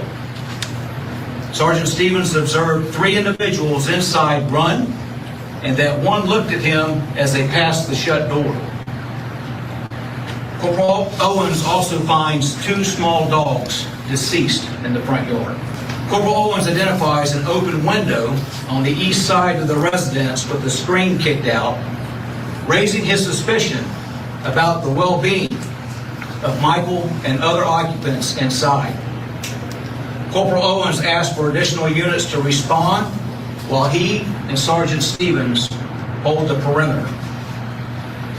They believe that this incident may have involved a burglary or a home invasion of some kind. At 21:03 hours, Master Deputy Link, along with Master Deputy Howell, Sergeant Stevens, and Master Deputy Kessinger, attempt to enter the residence while making announcements. They enter through the rear door of the residence, which is closest to the driveway, and appears to be used for ingress and egress. As they opened the door, it entered into a small laundry room, which led to an intersecting hallway that led left and right. Master Deputy Link, as he approached the threshold of the hallway, advised he was going left, indicating to Master Deputy Howell he should go right. As Master Deputy Link crossed the threshold into the hallway, his body-worn camera captures several frames of what appears to be a male in black sleeve shirt or body armor, positioned with a rifle on the arm of a couch, waiting to ambush deputies. Master Deputy Link does not see this as he is focused on moving left and the camera's pointing straight. But as he's focused on moving left, as he indicated, and he enters the hallway with his back to the suspect, believed to be Michael Sulpizio. Multiple gunshots were fired, likely rifle rounds, from the area that the suspect occupied, striking Master Deputy Link in the back, causing him to turn and fall. Master Deputy Link is struck multiple times and attempts to suppress the threat of gunfire. During this event, Master Deputy Howell is also struck in the wrist from a projectile that came from the area of where Michael Sulpizio was positioned. And the gunman and the two daughters who are, they're the children, but they're adults. They're in their 20s, adopted children. They're dead as well. So the last remaining member of that family is just Julie Sulpizio. Rick King, I want to begin with you. You're former law enforcement in Florida. Just your thoughts about what happened here. You know, Vinny, for a second, as you said, I'm going to take off my criminal defense attorney hat and put back on my law enforcement hat for just a minute. That's a tragedy. And I think about, you know, I've been in situations where we're going to go into a house and we don't know what's in there, and you hit that door, you go through that door, and you know, they were doing what law enforcement officers do, and they were putting their life on the line, going into an unknown area, and they were ambushed. My heart goes out to this deputy, his family, and all the men and women that he works with every single day who are mourning his loss right now. That's when you think about the place where we are as a nation, and when we talk about police officers, it's just saddening to me. Joseph Krowski Jr., let's move now to the case against Sulpizio, the last remaining member of that family. What are your thoughts about the case against her? Oh, I think it's pretty clear that it's a case of first-degree murder. You don't actually have to be the trigger person. It looks like there's probably foreseeably going to be a mental health defense. This is unusual, though. This doesn't seem to be just an organic mental health issue. What I read is the daughters had self-inflicted blows and essentially killed themselves. This on its face seems to look like a family that was living like a cult. They have all the ideology. They had materials related to conspiracy theories. They were deeply and right-wing religious, and they had a stockpile of guns. One other note, I know Florida, after the Parkland shooting, had a red flag law, but there's certainly gaps in it, and they might want to revisit their gun laws. How this family was able to stockpile a cache of weapons after Marjorie Stoneman Douglas shooting is beyond me.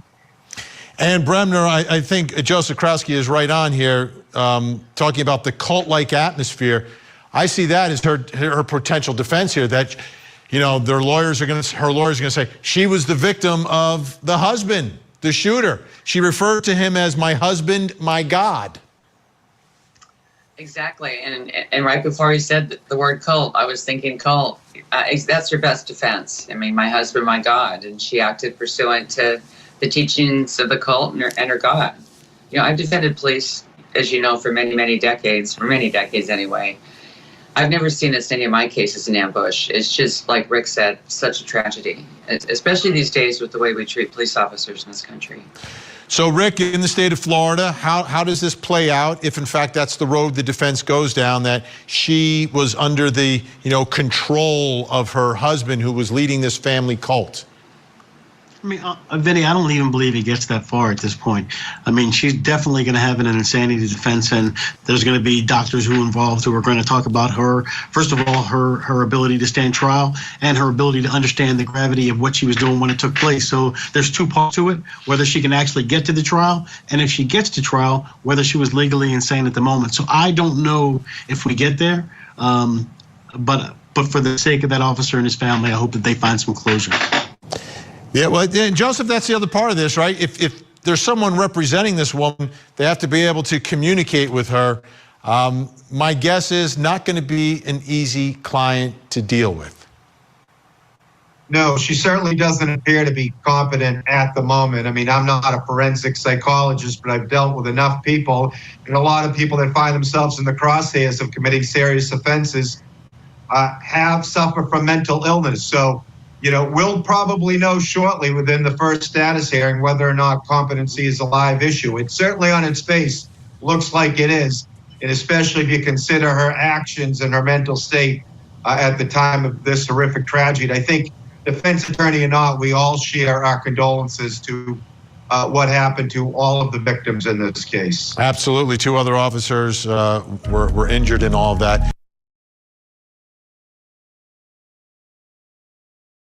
I want to thank Vinnie Politan and his think tank for their insight into this case, and I'll keep an eye on this case as more information becomes available. But for now, once again, Julie Supizio is charged with first-degree premeditated murder of a law enforcement officer, as well as 6 counts of attempted murder and assault charges.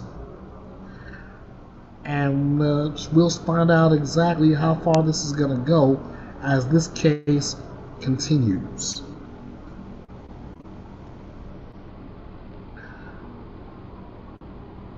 Next up, a prosecutor claims that a man shook his girlfriend's 21-month-old baby, leading to the baby's death.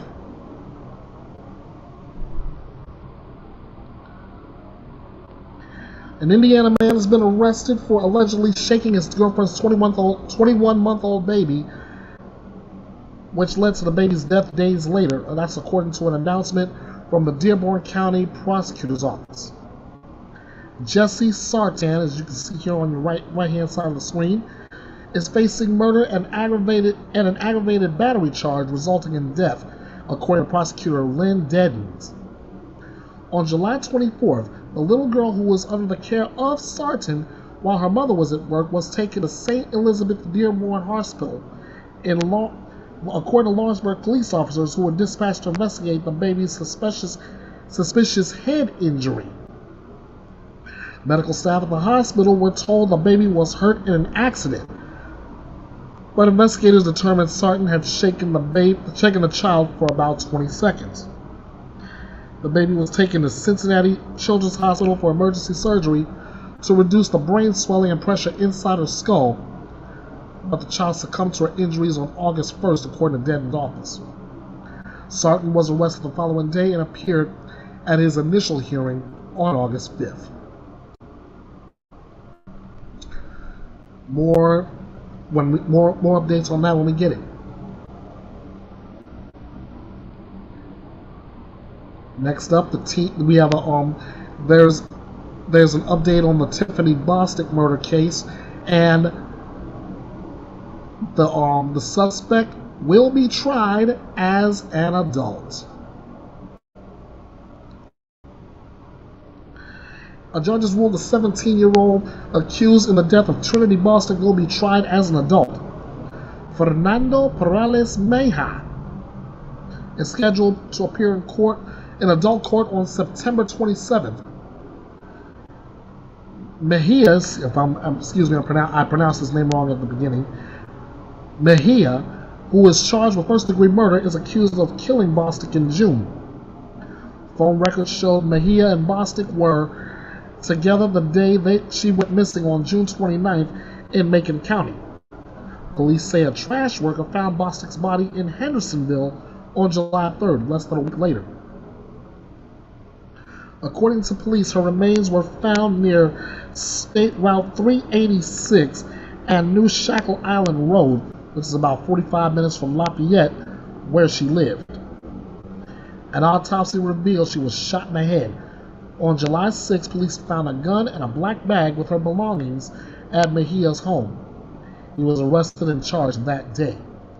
Bostic's friends previously told Scripps News Nashville that they believe he is an ex-boyfriend. Sounds like the usual motive to me. Ex-boyfriend, angry about a breakup possibly. If I can't have her, nobody can. When I get more details on this, so will you. Promise. That's a promise. Next, murder charges are filed against 4 in the death of a man outside of a hotel.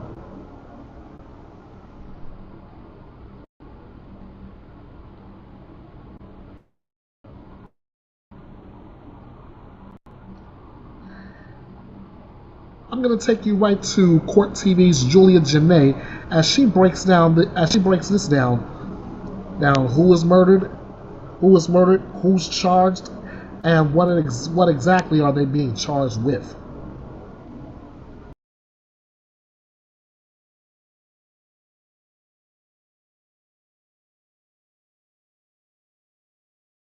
It's another case of an officer-involved incident, this one with security officers. 4 hotel employees have now been charged with being a party to felony murder in the death of Devontae Mitchell. It comes more than a month after his father's death and the demands from his family for justice. Now, these charges were announced late yesterday after a new video from inside the Milwaukee hotel was released. You see it here, showing the moments leading up to Mitchell's death. But what it doesn't show is the initial encounter. Mitchell's death was ruled a homicide by restraint and asphyxia and toxic effects of cocaine and methamphetamine. My son was standing there with his hands up like this. They dragging him through the hallway, pulling, kicking, hitting him with brooms. Oh my God, clothes coming off of him, punching him in the face. Oh, that was horrible. You guys showed us all these other videos, but the most important one, like, where's that video at and why won't they release it? So this morning we're asking our panel, should the hotel have to release all of the video, including the initial moments, to the public? Franz Borchardt, I'm going to start again with you. What do you think about whether or not this should be released to the public and whether or not it's likely in the hands of police at this point? I think it's probably in the hands of police. I hope it's in the hands of police at the very least.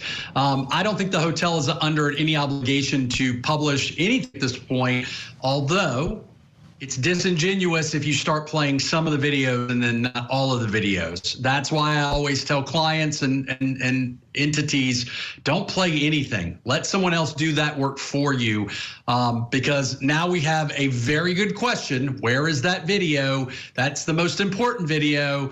And if there's something on that video that doesn't look good for the hotel, it's going to be really bad for the case.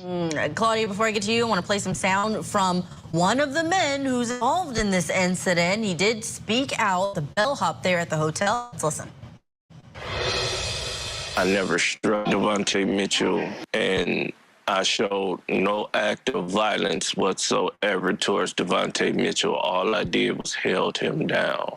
And if I'm wrong for that, I mean, may God treat me in the proper way that I should be treated. Claudia, talk about this video and the acts of these 4 different people who were involved in varying ways with the pinning down of Devontae Mitchell. So the gentleman that just spoke, even if he was only holding him down, if he was doing that while other people were beating Devontae Mitchell, that's not okay. Then he was a party to the assault and ultimately to Devontae Mitchell's death. So I just don't think that's a great defense. We really need to see that first video, because without it, we have no context. And I don't understand, if Devontae was doing something wrong, why didn't they just get him out on the sidewalk and go back in and close and lock those doors? So it doesn't make sense to me right now at all. Casey, your thoughts, especially from the position of a civil rights attorney. We know the family is represented by Ben Crump, a civil rights attorney, and they're seeking to get this video. How do you go about getting it or impressing on a hotel to release it to the public? Well, if this is going to be a civil case, obviously, once the lawsuit is filed, then you do what's called a discovery. So it will eventually be released into the proper hands. I'm not so much concerned of it being released to the public, because that's not where the final verdict will come down, whether it's the criminal matter or the civil rights matter. But bottom line, just seeing that snippet is bad enough. It doesn't matter what happened before or after. It's what occurred at the hands of the employees of this hotel. So I do expect that there will be some liability, not just for the hotel workers, but the hotel itself, if they had any prior knowledge of these employees prior to retaining them. All right, negligent hiring of security, many things that could be on the table here. Franz Borchardt, I know we have to say goodbye to you. Thank you for sharing your expertise this hour. Claudia and Casey are sticking around. We have much more on opening statements.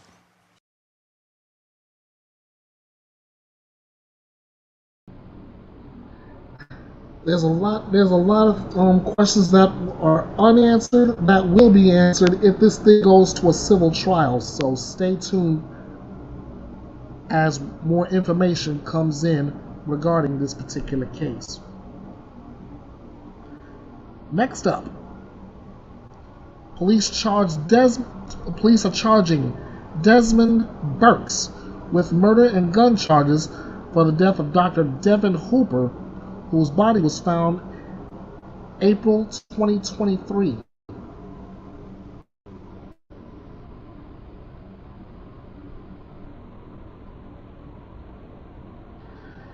A Detroit man who police say had an intimate relationship with Dr. Devin Hooper has been charged with killing Hoover, with Wayne County prosecutor Kim Worthy announcing the charges Wednesday morning.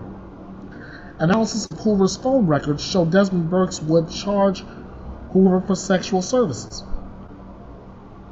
This includes an investigation that lasted over a year, spanning 5 states, Michigan, Ohio, Indiana, Texas, and California, and across 3 countries, the United States, England, and France.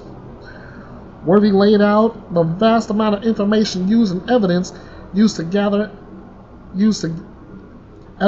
to investigate this case, which included over 100 hours of video interviews, video surveillance from 24 different locations, over 300 pieces of evidence, and more than 134 search warrants requested.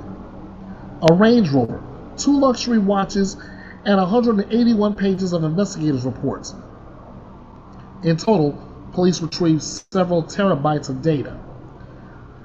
Let's go to Court TV for their coverage of this alleged lover arrested for killing the doctor in a murder mansion mystery.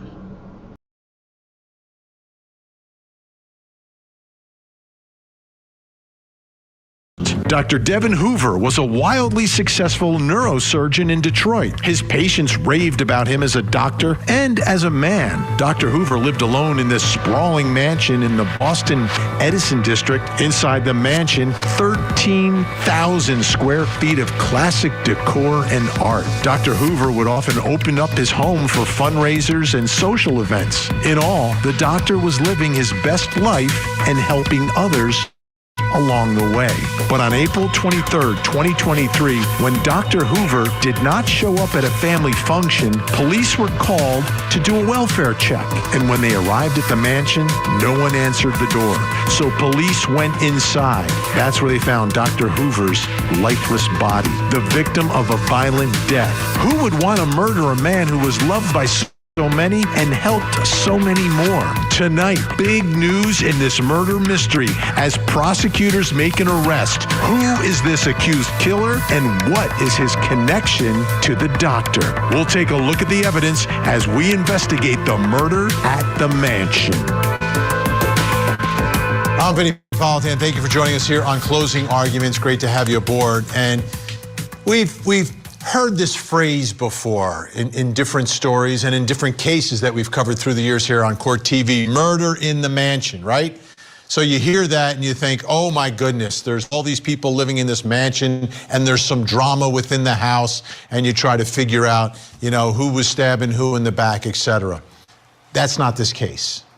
That is not this case at all. There was only one man living in that mansion, an amazing doctor named Dr. Devin Hoover, a neurosurgeon who helped people who were in pain. His patients raved about the work that he did and how he literally turned around their lives. You know, you have that intricate kind of surgery, neck and back types of pain, and there's nothing you can do to escape it. And this doctor with the hands literally of a surgeon was able to help all these folks. And he was loved by neighbors as well. You know, you talk to people in that neighborhood. He took this large home and put some love into it and helped restore it. And it was a magnificent home. But he didn't keep it just to himself. He opened it up to the public and had functions and fundraisers and other events and shared that home with friends and family and co-workers, etc. And that's where he was murdered, inside that mansion. Now, you think, why would someone want to take from this earth an amazing man like Dr. Hoover, who is helping people, like really helping people? Well, there's never a good reason for a murder. There never is. But as you dive into this story and peel back the layers, you try to figure out what was going on in his life. And that's something we're going to talk about this hour on this program. And when we first started covering this story, it was a murder mystery. But no longer, according to the prosecutor, the case has been solved. And they've made an arrest. They have charges. And, you know, for the family of the doctor and for the friends and everyone else, this was kind of a black cloud that was hanging over all of them. Like, who would do this? Why would they do it? And is someone going to be held responsible? Well, prosecutors believe that's going to happen now. Here's the rest of the story. And on April the 22nd of 2023, last year, the Detroit Police Department received a civilian parking complaint, and officers were dispatched to the area of 9901 Coyle Street in the city of Detroit. Officers arrived and observed a white Range Rover blocking the driveway. They investigated further and noticed what appeared to be blood on the interior of the vehicle that was blocking the driveway. They secured the Range Rover, they tagged it as evidence, and towed it to the Detroit Police Department tow yard. The registered owner of that white Range Rover was discovered to be Dr. Devin Hoover of 150 West Boston Boulevard in Detroit. Detroit police officers went to that address of 150 West Boston Boulevard that same evening and noted that the driveway gate leading to and from the rear of the house to be wide open. They were unable to contact anyone at that time at the residence, both knocking on the front and back doors of the house. The next day, on April the 23rd, 2023, Detroit Police Department received a 911 call from Dr. Hoover's family requesting a well-being check of his home, as they had been unable to reach him after he failed to come and see his dying mother in the state of Indiana. The Detroit Police Department went to 150 West Boston Boulevard and noticed that the driveway gate leading to the rear of the house was wide open. Further investigation revealed the presence of what appeared to be blood on the rear exterior side of the back entrance door of the home. A decision was made to force entry into the premises, and during that protective sweep of the home, Dr. Devin Hoover was found deceased in the third floor attic crawl space. He was face down. He was only wearing socks. He was wrapped in a blood-soaked carpet. He appeared to have been shot in the head. An autopsy was conducted, and the autopsy concluded that Dr. Hoover was indeed shot twice in the head, and it was the opinion of the Assistant Wayne County Medical Examiner that the death was caused indeed by these 2 gunshot wounds, and the manner of death was homicide. Subsequent investigation revealed that the victim's cell phone, his wallet, his money, his financial transaction devices, credit cards, and designer watches were missing from the home. The investigation revealed that almost immediately following his murder, multiple fraudulent financial transactions were made from Dr. Hoover's various bank accounts. These transactions spawned for several days after that discovery. An analysis of the victims of Dr. Hoover's cell phone records revealed that Dr. Hoover had approximately 4,000 communications with a number attributed to a Desmond Burks, who resided at 9924 Sussex Street in the city of Detroit. The text messages established that Desmond Burks and Dr. Hoover were in an intimate relationship with one another, and that on occasion Desmond Burks would charge Dr. Hoover for these sexual services. As a result of all of that, we are charging Desmond Burks today with 1 count of first-degree premeditated murder, count 2, felony murder, count 3, larceny of over $20,000, count 4, using a computer to commit a crime. The maximum imprisonment there is between 10 years or more, but less than 20 years. Count 5, possession of a firearm by a felon. Count 6, felony firearms, second offense, which goes to count 1. Count 7, felony firearms, second offense, which goes to count 2.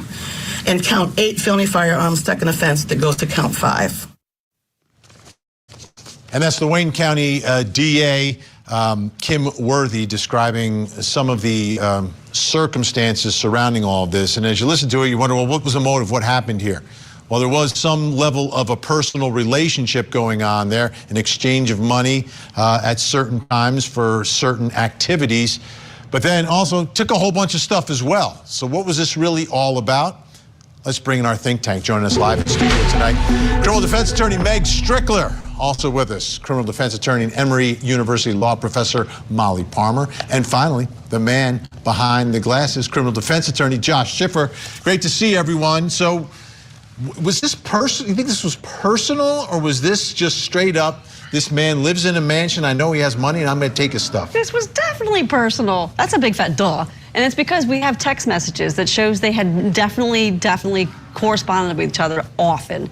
Now, I'm not fighting you that there's payment done also, so there's some weird things going on here as well. I have a strong suspicion drugs was one of the reasons that this guy took all the Cartier watch and all that kind of stuff as well. Yeah, I mean, it certainly sounds as though it wasn't just personal, but I think the word used to describe it was intimate. I think they were in some type of sexual relationship. And I think what happens when you live this seemingly double life, as Dr. Hoover did, you sometimes don't want to know too much about your clandestine lover. You don't need to know all about them, whether they are troubled or mentally ill or a drug addict, as Meg has referenced. And so you end up with a tragedy of epic proportions like this one. But let's not limit it to just a sexual relationship. There could have been a lot more. Just because we start learning about this relationship because the good doctor is dead with 2 holes in his head that were probably done by the lover, let's not limit ourselves and say it's just sex, because there really was a lot more. I'd be very surprised if there wasn't drugs. I'd be very surprised if a deep dive into the doctor's life doesn't show a lot more there. This is someone who was beyond successful. He didn't do that by himself. There are people that know what was going on that led to this. 4,000 messages? That's a very substantial relationship. That's a lot more than someone just buying sex or just having a drug problem. So the nature of their relationship, right? It's obvious it's not out in the public. They're not out as a couple. It's not working that way. But he lives in 13,000 square feet.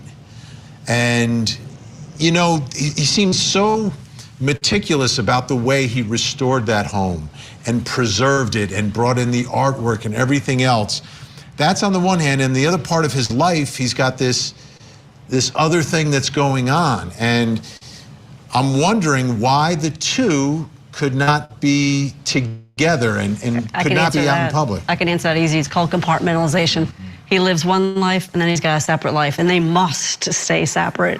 Otherwise, everything will implode.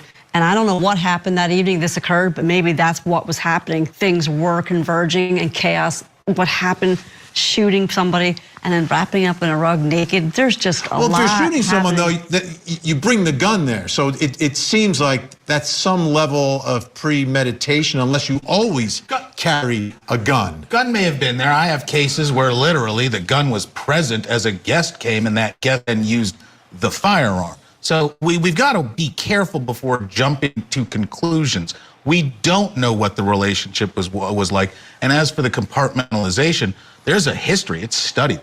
Very successful people who are also addicts oftentimes have a very close relationship with what can be considered people outside their class. So wait. So you're saying the doctor is the one who could have had some. He did. He did. He definitely did. He had some issues. We don't know what the issues were. We don't know if it was addiction, some sort of sexual issues. We don't know what the issues were. What I'm saying is he compartmentalized. He was a very successful neurosurgeon. That's 100%. But then he also had this underbelly aspects, because why else would you bring that stuff into your world? We know this Desmond guy is not, he's a couple fries short of a Happy Meal, as we've learned. And we know he's got some issues. We can tell he's got felony convictions. Why would somebody on paper bring that into your house? Right, and up next, we have a competency hearing, right? So his lawyer is saying that we don't even think that this man is competent to understand the proceedings or work with his attorney, or he has some profound issues in terms of functioning right now. But I do think that Dr. Hoover, from what we've heard, he was raised in this kind of conservative Mennonite Amish family. We know what it takes to become a neurosurgeon, not just undergrad and then medical school, but then 7 years of residency. I mean, these are the most serious of doctors. And I think that sometimes, like Josh was saying and what Meg has referenced, you do kind of live this life where you are under such intense pressure and scrutiny, and so you want other things to remain hidden entirely. And that's how he seemed to have functioned. There's really an anonymity of being such a successful person and then going into a lifestyle or community where they're completely removed. No one at an underground drug, sex is gonna know you from the hospital or the country club. And there's freedom in that. I quit drinking in 2008. I didn't drink in high-end places. It was with other people. Wait.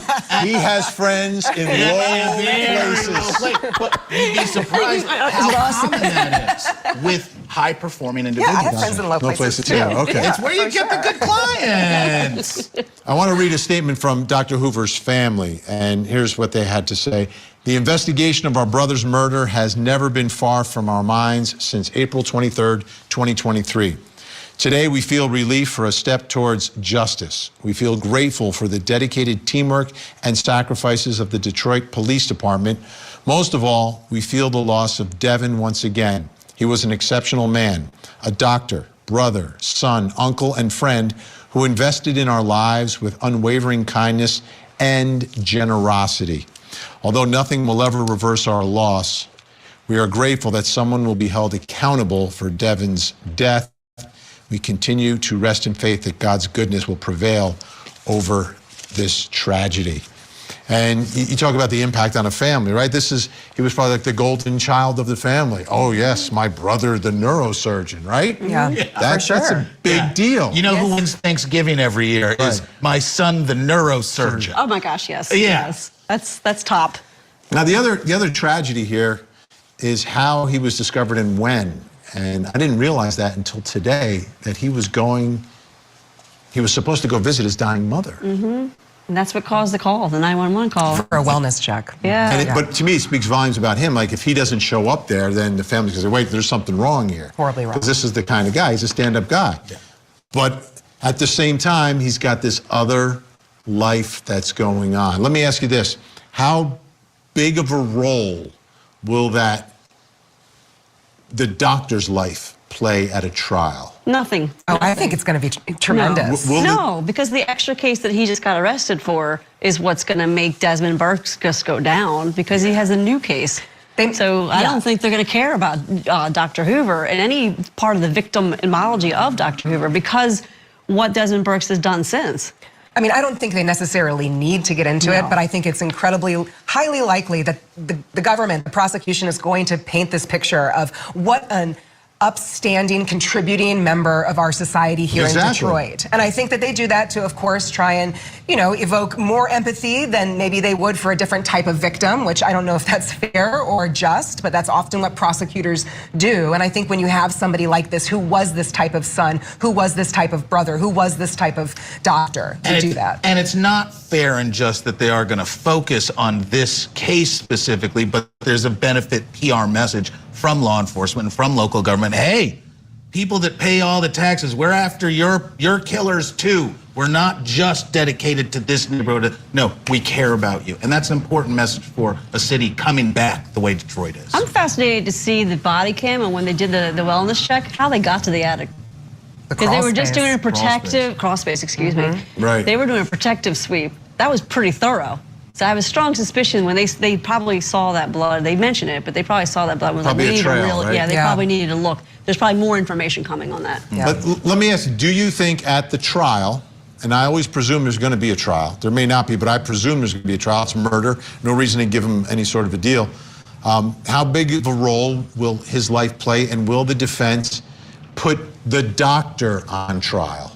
The defense may put the doctor on trial, especially if there's something salacious and something you can use to distract the intent of the jury or the attention of the jury.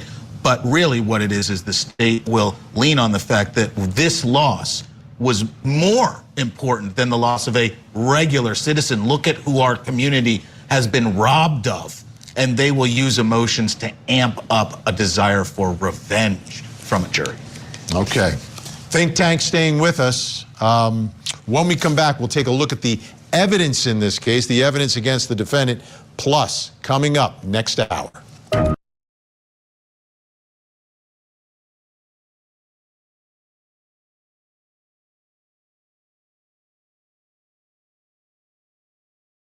Court TV.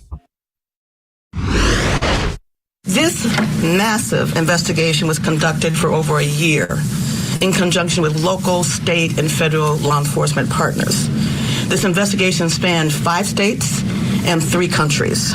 The law enforcement officers that I referenced, approximately 71 plus officers worked on this case.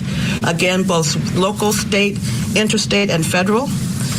There were 87 plus civilian witnesses involved in this case so far. Of course, we had body-worn camera evidence. Over 77 body-worn camera evidence was recovered and analyzed and looked at, and that translates into hundreds of hours of video. Video interviews, there were 44 of them. Again, over 100 hours of that video. And also video surveillance evidence, 24 different locations. Over 40 cell phones were examined, and that alone was over 2 terabytes of data. We had over 300 pieces of evidence that was collected. There were 134 search warrants executed. There is the prosecutor outlining the investigation in this case, and sounds to me like this trial is going to take a few weeks, maybe a couple of months. I'm not sure if you've got all this evidence that you went through. So let's take a listen now, again, to the DA, Kim Worthy, outlining some of the evidence against the defendant in this case. The day Dr. Hoover was murdered, Dr. Hoover's cell phone traveled from his West Boston Boulevard address to the area of Desmond Burke's address on Sussex. Numerous pieces of corroborating evidence placed Dr. Hoover's cell phone in the same location as Desmond Burke's. The evidence includes, but certainly is not limited to, what I'm about to say.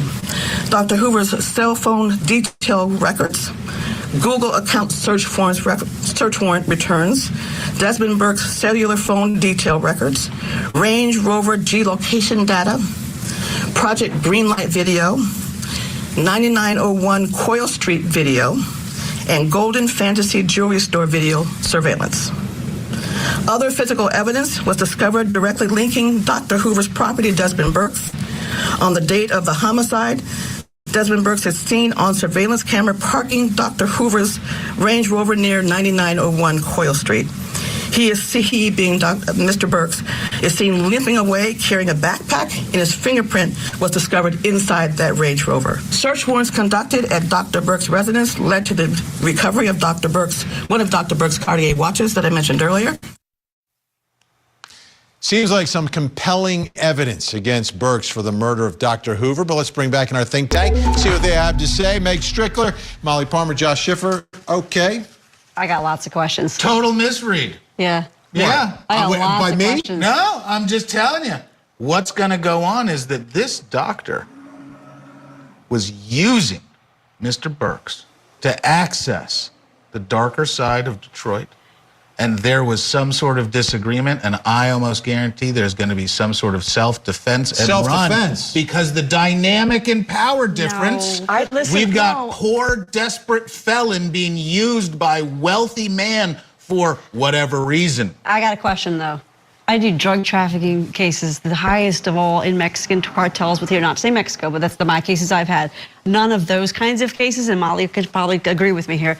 40 cell phones? Yeah. 40 cell phones. What the heck? What is this? Was this going to blow into an Epstein case? Like, why do we have 40 cell phones that have been analyzed? My head is being scratched. So is I that don't an get opening it. for the defense, you think? That Well, there are no, 40 I just think cell there's phones? more to the story. There's just There's a lot more to going the on story. we don't know and about I yet. think if you're like rattling off some litany of evidence and you Yes. don't mention the weapon, Yes. you don't have the gun, where's the gun? So if you can like curry favor with the jurors about what Josh is talking about, how this doctor was manipulating this guy and not letting him into his life fully and completely as a lover, but just was using him for sex, and like who knows what else is going on out there. You know, I think there's a plausible explanation why maybe he would have some of his belongings or his fingerprints, right? They're obviously hanging out. But if you don't have a weapon, all of a sudden things start blood, to see. Though. He's got some blood. And Yeah, there's no question that he's dead and he died of a gunshot. But you've got to understand, a dead body doesn't make a murder. There's a few other necessary parts Also, of the recipe. where's the ring camera, so to speak? This is a beautiful mansion. You know there's security,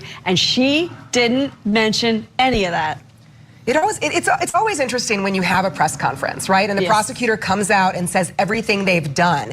Is that like posturing a bit? Is it because they are a little bit nervous? And don't forget, you know, the defendant, he was arrested briefly right when this murder first happened, and then he was released. Which is telling. Which is also telling. So there's, as Meg has said, there's something else going on here. And think about the perspective of Detroit as a taxpayer and citizen. This many resources, 40 cell phones, how many warrants on a murder case? There's a lot of murders in America. It's interesting to see how some of them get a lot more attention.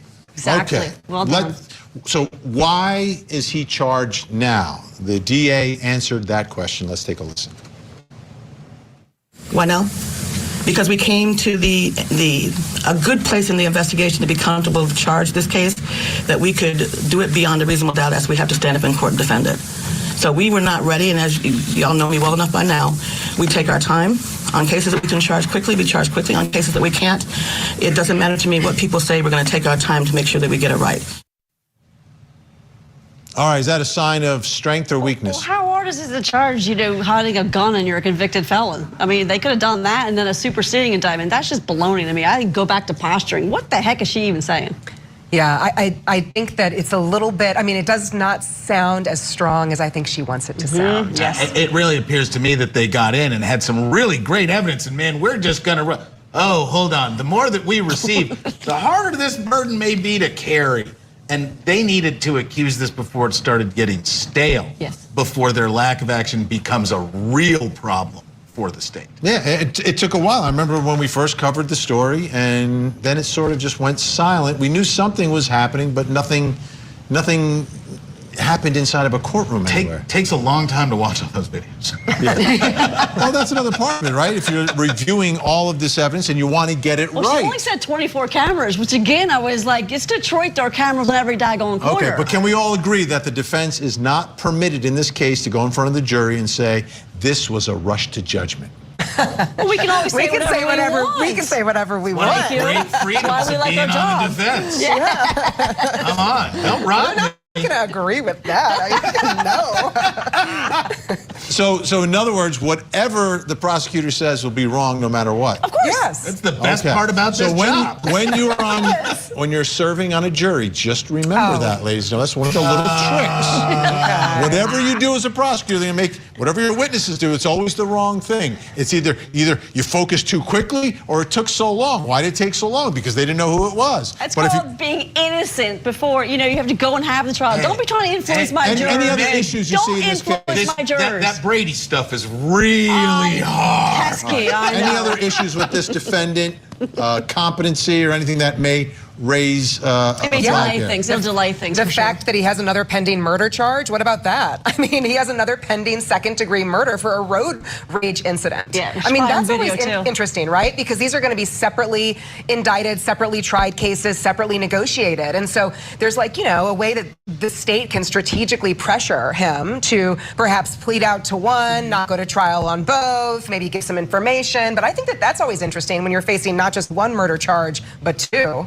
Efficiency for the prosecution. If you can get them on one by using the leverage, that's when you stop and you go on and solve the So does that make it Yes. more likely that there could be some room to maneuver? Like, is it easier to convince a client to plead guilty to murder if they're facing Well, he's two got those murders? gun charges too. The gun charges would stack up. The gun charges in the United States, they kill you. Yeah. So he's facing probably But 10. murder's pretty serious too. No, but I'm telling you, murder here in Georgia is 25 to life and life in prison, these kinds of things. But the guns, when you stack them, they get just the same. And they're amount. all consecutive. Yes, exactly. As soon as they were stacked. Well, I mean, I think what often happens in practice when you represent somebody who maybe is facing multiple murder charges is that or multiple charges, is you try one, and then once, if you're convicted, if you lose, what do you got left, right? Right, So right. then kind of the dynamic changes. Absolutely. And which one gets tried first? The one that occurs first, or the one where you're charged first? Whatever the government wants. Yeah, you can't take That's away good. the government's cheats. Yeah, we don't have that power, sadly.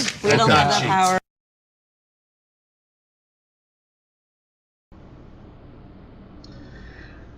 And special thanks to Vinnie Politan and his think tank, Meg Strickler, Molly Palmer, and Jason Schiffer, all three criminal defense attorneys. We're going to keep tabs on this particular case. And when we get more information, I will be sure to bring it to you. Next up, Katrina Bauer update. In this case, it was more like an Elijah View update. The father of Elijah says Katrina Bauer has the answers. Yeah, I'm in total agreement with that. She has the answers, but she's not talking. She is not saying a word. The mother of a missing Wisconsin boy was back in court on Wednesday seeking a lower bond and the ability to see her other children. Katrina Bauer appeared in Manitowoc County Court over Zoom. Her new attorney, Amber Gratz, requested a signature bond or bond lowered from $15,000 to $5,000. Gratz took over Bauer's case after her previous attorney, Ann Larson, filed a motion to withdraw over a conflict of interest. Bauer is the mother of 3-year-old Elijah View, who was reported missing in February. She faces charges of chronic child neglect and obstructing an officer, but has not been charged in Elijah's disappearance. Bauer previously pled not guilty to the charges. Bauer's boyfriend, Jesse Vang, is set to stand trial on a charge of child neglect. At a probable cause hearing in April, investigators testified that Bauer requested Vang's help with Elijah's behavioral issues, including discipline and punishment. Elijah disappeared while staying with Vang. During this past Wednesday, I should say, Elijah's father, Jimmy View, addressed the court opposing Bauer's motion to reduce bond. Jimmy said, "I would like to ask you to deny bail based on the fact that my son is still missing. We need answers, and I think Katrina Bauer has the answer." Judge Robert Duane denied a bond reduction, but he did modify a condition barring Bauer from contact with children under the age of 18, allowing supervised contact with her children only. In this case, supervised contact would have to be arranged or it wouldn't be allowed, said Duane. Bauer is due back in court on October 22nd for a status conference. And I happen to agree with the father in this case. I mean, come on. It's been now, what, 173 days counting this very moment. 173 days. Where is Elijah? That's the main question here, and it seems like the only one who knows the answer is Katrina Bauer. Next up.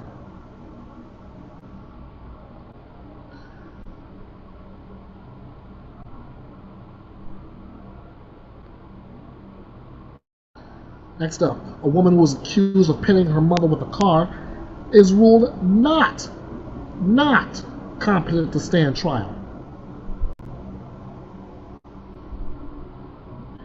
A judge ruled an Ohio woman accused of killing her mother by pinning her with a car is not competent to stand trial.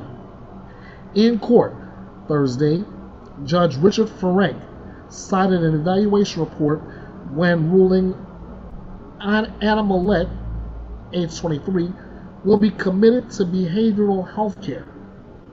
Millett was arrested in June after she allegedly pinned her mother against the wall with a car, killing her before fleeing the scene. Body camera footage captured Miami Township police officers trying to stop Millett and save her mother. A police pursuit ended when Millett crashed. Officers used a taser on Millett before taking her into custody.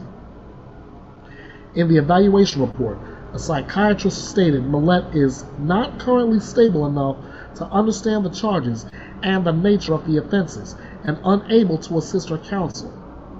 The psychiatrist further opined that Millett could be restored to competency within a year if she undergoes treatment in a mental health facility.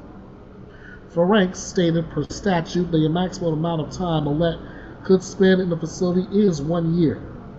He also said he will send the parties updates on Millett's progress. So before I can update this, it'll be about a year. So stay tuned for that. Next up, a cold case that authorities are seeking to solve in the murder of the Yellow Pages heiress.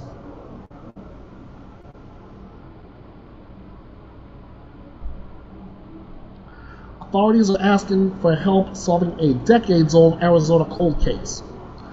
The body of Marion Berry Ulma was found off a highway in Mojave County on January 3rd, 1979. The 25-year-old had been shot multiple times and was originally known as New Year's Nancy. It would be years until investigators learned Ulma's identity.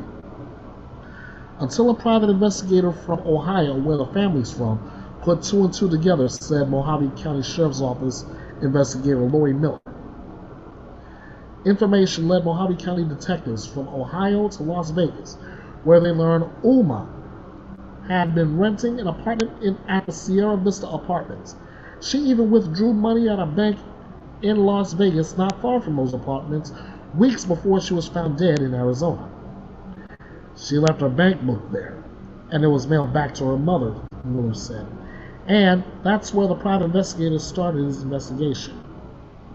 But another twist in the case emerged after Ulma was identified. Her grandfather, Lauren Berry, was the founder of Yellow Pages and passed away just after his granddaughter in 1980. After his death, Ulma would have been set to inherit $40 million. Scripps News Tucson asked Miller if Ulma's family ties or money could have played a role in the case, but she doesn't believe it was a motive. If you looked at her, you certainly wouldn't know, said Miller. I mean, she had sweatpants on and a shirt. I mean, she didn't conduct herself as an heiress. Miller said there hasn't been any evidence of a ransom note or any way someone else could have tried to benefit monetarily. Miller said that before Ulma moved to Las Vegas, she got married while working with a program in Africa. According to her family, the marriage ended and detectives confirmed her former husband stayed behind. One major clue was called in about 24 hours after Ulma was found.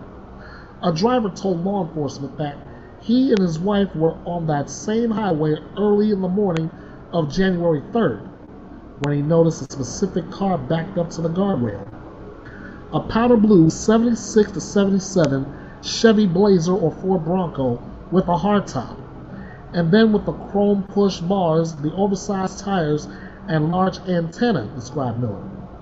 The same driver who also reported there was a rag over the front plate and no one standing by the car. But decades later, Miller needs new leads. Anything at this point that anybody could provide would be valuable, said Miller. 45 years later, Miller hasn't given up hope that someone will come forward with the information that will help solve this mystery. She deserves my time and my efforts to go out there and try to find somebody that might know something. That's why I'm here, Miller said. So if anybody has any information on this case, please get in contact with the authorities in the Tucson, Arizona area. It's 45 years. It's a long time for a cold case to remain this cold. Next on the docket, Matthew Nilo, charged with raping 3 women and attempting to rape a 4th between 2007 and 2008 in a Boston neighborhood. New Jersey lawyer will return to court next month on charges he raped 3 women and tried to rape a 4th as prosecutors tried to get the evidence they need before trial. Matthew Nilo appeared in court for a hearing on August 8th as he faces 3 charges of aggravated rape, 2 charges of kidnapping, and a charge of assault with intent to rape. While the crimes allegedly committed between August 2007 and December 2008, Nilo was not charged until 2023. Prosecutors told the judge on Thursday they are still waiting for reports from labs they will need to try their case, forcing additional delays. The judges ordered all sides to return to court on September 5th. The Commonwealth statement of the case reviewed by Court TV accuses Nilo of threatening each of the alleged victims with a weapon before raping or attempting to rape them on Terminal Street in Charlestown, a Boston neighborhood. The cases were cold until 2022 when officers used investigative genetic genealogy using publicly accessible DNA databases and identified Nilo as a suspect. In 2023, Nilo was living in New Jersey and working as an attorney for a law firm in New York City. He was placed under surveillance and FBI agents were able to obtain his DNA profile from a drinking glass he used at a corporate event. That DNA was a positive match to the attacks. Nilo's attorney has challenged the DNA collection without a warrant. While the attacks were committed months apart from each other, prosecutors identified common themes among them. August 18, 2007. 23-year-old woman was returning to her car after an evening out with a friend downtown when the defendant approached her. Prosecutors said in a final review by Court TV. The victim told police she got into Nilo's car so he could help her look for her own vehicle, but instead he took her to Terminal Street where he threatened her with a weapon and raped her. November 22, 2007. 23-year-old woman left a bar in Boston after attending her high school reunion and got into a vehicle she believed to be a taxi or rideshare.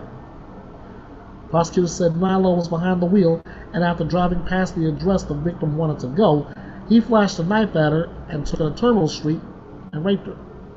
A rape kit linked DNA on the victim to the August attack. August 5, 2008. Prosecutors say Nilo approached a 36-year-old woman who was panhandling near the Boston Common and offered her money if she got in his car and accompanied him to Charlestown. She did, and after Nilo brought her to Terminal Street, he allegedly tackled the victim, held a gun to her back, and raped her. DNA from the victim's rape kit matched the 2 previous attacks. December 23, 2008. A 44-year-old woman who had been jogging in the area of Terminal Street in Charlestown called police after returning home to say that, quote, a man ran up behind her, put his arms around her upper body in a bear hug, and tackled her to the ground with his right arm around her neck. Prosecutors say the man then stuck his hand down her pants and said, I have a gun, multiple times. The victim used her glove hands to poke the eyes of the attacker and was able to get away. No usable DNA was immediately found to establish a forensic link to the other attacks. However, a glove was later sent to a private lab and a male profile was obtained. Prosecutors say the testing indicates the sample is 314 times more likely to belong to Nilo than anyone else. So there you go. We'll just have to see where this case will lead when Mr. Nilo returns to court next month. Next up, updating the Corey Richards case. A judge has denied Corey Richards' motion to dismiss members of the Summit County Attorney's Office from that case.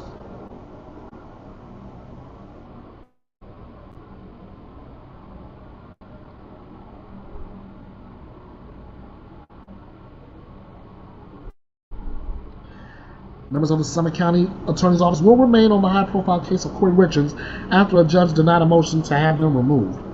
During a brief hearing Thursday, 3rd District Court Judge Richard Nazarek heard from both the prosecution as well as Richards' new defense team of public defenders, Wendy Lewis and Catherine Nestor.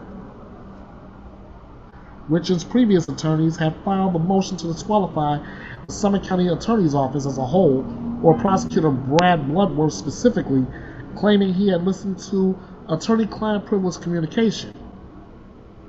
The motion also claimed that on March 26, Summit County jail staff had read a notebook that Richards had tried to give to a previous attorney, Sky Lazaro. Lazaro and attorneys at Ray, Quinney, and Nectar PC were allowed to withdraw from the case earlier this year, after claiming an irreconcilable and non-waivable situation. In his ruling Thursday, Nazarek said there was no evidence that Bloodworth had listened to privileged communication between Richards and her attorneys, except for occasions where he listened a minimal amount to identify she was on a call with her attorney and then moved on. The judge added that no evidence existed that jail staff read Richards' notebook, only requiring it to be scanned for security and safety issues before it would be allowed to be given to Lazaro. Nazarek ruled, disqualification is not necessary to maintain fairness, and that Richards' Sixth Amendment rights had not been violated by the Summit County Attorney's Office. Richards had been charged with aggravated murder and other felonies in the death of her husband Eric in 2022. Prosecutors claim Corey, a children's book author, poisoned Eric's drink with 5 times the lethal dose of fentanyl. So we will see what comes of this case next. Back to Sarah Boone. Sarah Boone persuaded the judge to allow her to have no handcuffs during pretrial hearings and to move around the courtroom during trial. And guess what? She won. She actually won a case, or at least part of a hearing. Sarah Boone returned to court to represent herself on this past Friday, persuading a judge to grant 2 motions she filed herself. Boone is charged with the second-degree murder of her boyfriend, Jorge Torres, who was found zipped inside a suitcase after the couple had been drinking. After 8 attorneys withdrew from her case, Judge Michael Kranick ordered Boone to represent herself, finding she had forfeited her right to an attorney. Representing herself, Boone has struggled to gain access to evidence in her case and filed a handwritten motion this week asking for hard copies of discovery evidence to be provided to her. Much of the discovery has been handed over on a USB drive, which can only be used on a computer, and Boone only has access to electronics during specific hours in jail. Kranick granted Boone's motion, which means she'll be able to review the evidence on paper. On Friday, Boone also argued her motion to be unshackled in court, specifying to the judge that she wanted to have her hands free during pretrial hearings, but wanted to be fully unrestrained during her trial. Orange County Sheriff's Deputy Gavin Lotan testified at the hearing, saying he did not believe Boone should be unshackled. Quote, based on her current charge of second-degree murder, she has also previous domestic arrests for battery strangulation, Lotan said. She has 3 separate incidents at the jail for non-compliance, where she was told to attend her court hearings, her scheduled court hearings, and she refused to do so, even though corrections officers told her she could be charged with contempt of court. She still refused to attend those hearings. When you combine all that, it shows a propensity for violence and not wanting to follow lawful commands and orders from law enforcement personnel." End quote. "I'm just asking to sit here unhandcuffed so I can write without taking skin off my wrist and being extremely uncomfortable," Boone told the judge. Boone questioned whether she had missed any court dates and challenged the information from Lotan, saying, "I've never missed a court date. In the almost 5 years that I've been here, I've never argued, I've never hesitated." Court TV reviewed the court minutes from prior hearings, which indicate that on at least one of the dates mentioned, January 28, 2021, Boone had refused to be present. Judge Cranick ruled that Boone will not be handcuffed for future pretrial hearings, but will be in leg shackles. For the trial, she will have neither shackles nor handcuffs, but will be fitted with a stun cuff. Courthouse Deputy Chad Barnett testified in court that the wireless electronic cuff is secured to the defendant's leg and can discharge 50,000 volts of electricity, causing the person to fall. A deputy will be assigned to monitor Boone and will control the cuff. Boone is due back in court for another hearing on August 14th, where the two sides are expected to discuss how Boone can access some of the evidence in her case. And we will see if Sarah Boone can maintain the momentum she's built so far, and hopefully not end up turning her own case into a circus. Now we have another ongoing trial coming up. The Kept Alive to Torture murder trial. Sean Finnegan on trial.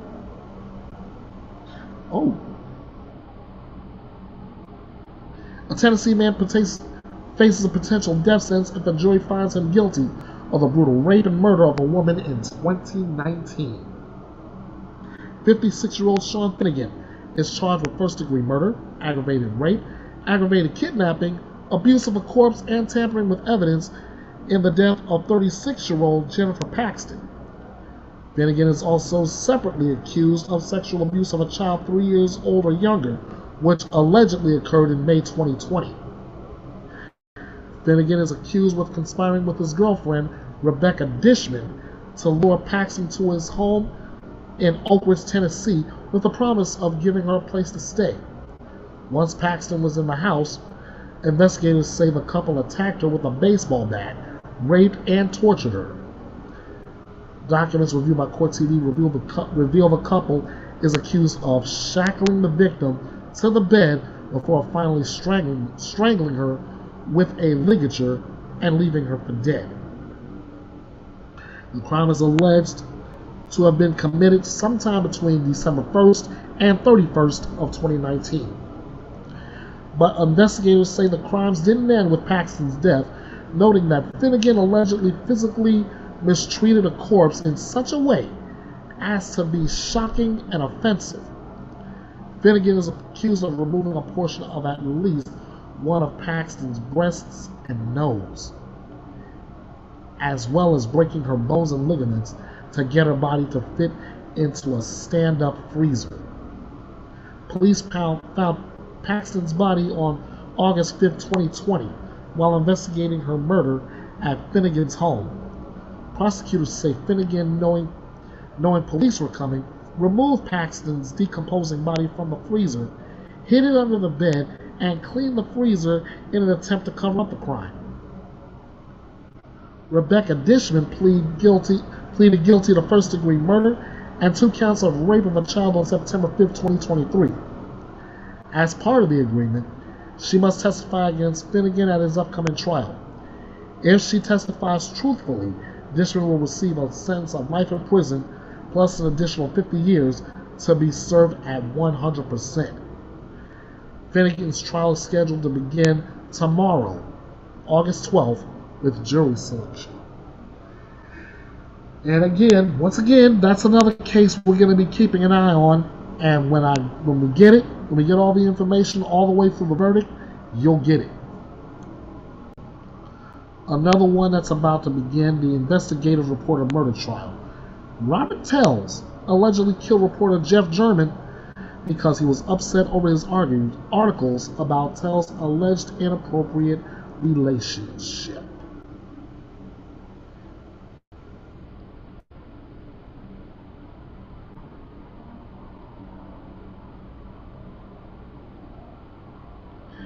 Jury selection begins tomorrow in the trial of former Clark County Public Administrator Robert Tells, who is accused of the murder of veteran journalist Jeff German.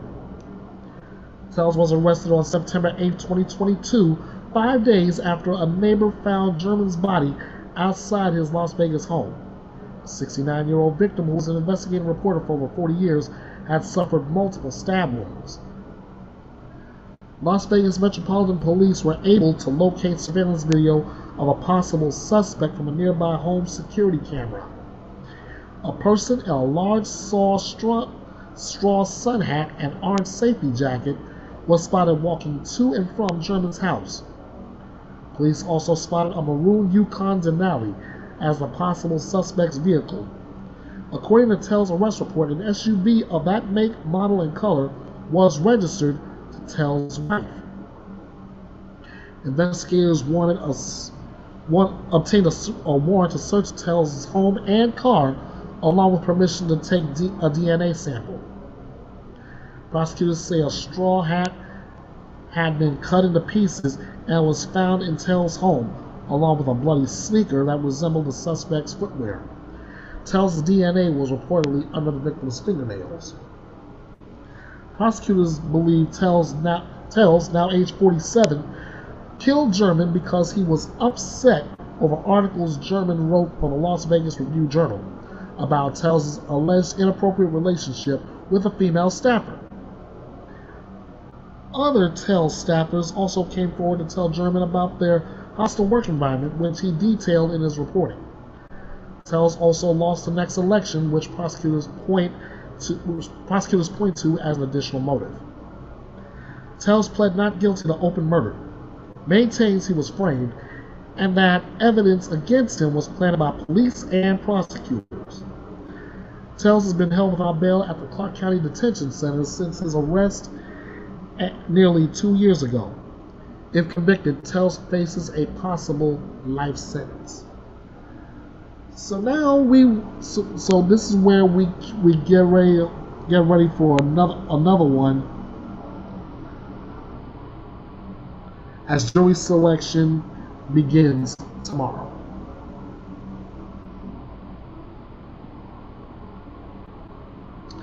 And now a Karen Reed update.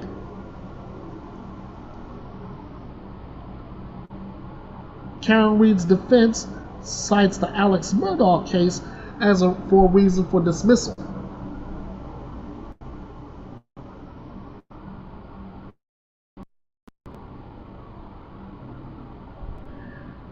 Attorneys representing Karen Reed pointed to Alex Murdaugh's murder appeal as part of their arguments as they urged the judge to dismiss murder charges against the controversial defendant. Reed stood trial on charges of second-degree murder in the death of her boyfriend, Boston police officer John O'Keefe, who was found dead in the snow outside of a friend's house in 2022. Judge Beverly Canone declared a mistrial in the case when the jury sent a note saying that they were at an impasse and could not agree on a verdict. In the week since the July 1st mistrial, Reed's defense has said it has heard from 4 jurors who served on the panel and said they had unanimously decided to acquit the defendant on the most serious of charges. Even the prosecution filed a notice with the court saying the people presenting themselves as jurors had told them the same thing. Reed's newest attorney, Martin Weinberg, argued for those charges to be dismissed against his client on Friday, saying that retrying the case after learning the jury was ready to acquit would constitute double jeopardy. There is strong, uncontradicted evidence that the jury reached a unanimous decision, even if it wasn't formalized, Weinberg told the judge. To remedy the issue, Weinberg asked Canone to conduct an inquiry and cited the Alex Murdaugh case in South Carolina as an example of how the situation should be approached. Murdaugh, an attorney from a prominent family in the Low Country, was convicted of murdering his wife and son. Before the verdict, his attorneys raised questions about whether the clerk of court, Becky Hill, had made comments to the jury before their deliberations to influence their verdict. A special hearing was held where jurors were questioned about their interactions with Hill, before Justice Jean Toll denied Murdaugh's motion for a new trial.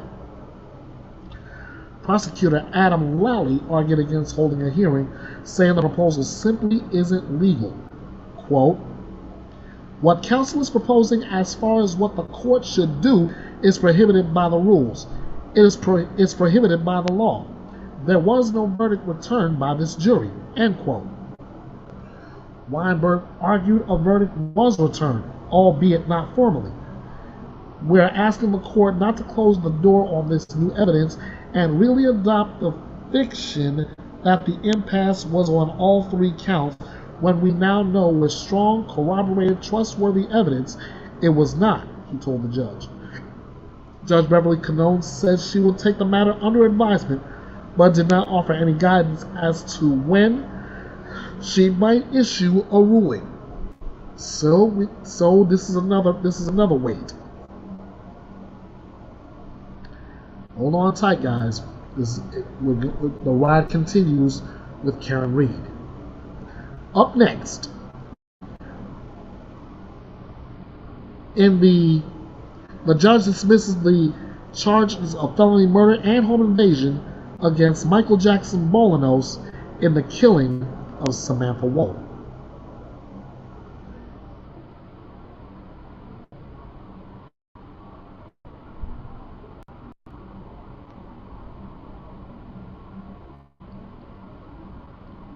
A judge on Friday sentenced Michael Jackson Bolanos to 18 months to 15 years in prison for lying to a peace officer in the case of Samantha Woll.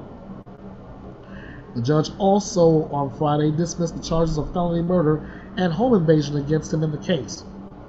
Prior to the judge's decision, the assistant prosecutor said they were prepared to appeal all the way up to the U.S. Supreme Court. The 29-year-old was found not guilty of first-degree murder last month in the killing of Woll. He was found guilty of lying to a peace officer, and a jury was deadlocked on one count of felony murder and one count of home invasion.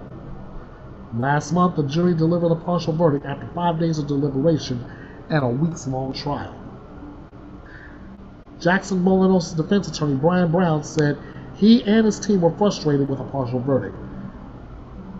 Brown said, "We feel the jury should have come back with a not guilty on felony murder and home invasion. They got it right on the premeditated murder, but counts 1 and 3 believe there should have been an acquittal on that one also. I just feel the police didn't do a thorough investigation. There were a lot of stories that were left unturned. There was a lot of evidence and questions that they did not have the answer to, but had they did a thorough investigation, they would have got the answer to those questions." Brown maintains his client is innocent and police got the wrong guy. The defense attorney pointed to Woll's ex-boyfriend, who days after her murder confessed to killing her, as a better suspect. "I've never seen anything like that where somebody admits to murder and then is able to recant their testimony under some type of delusion," Brown said outside of the courthouse on Thursday. "I believe my client was an easy target considering who he was. I guess the story sold a little better than the ex-boyfriend." Woll's ex-boyfriend later told police he believed he was suffering a psychotic break as a result of a medication and marijuana use. Prosecution says they were able to clear Woll's ex-boyfriend as a suspect because there was no evidence tying him to the crime scene, while there was circumstantial evidence placing Jackson Bolanos there.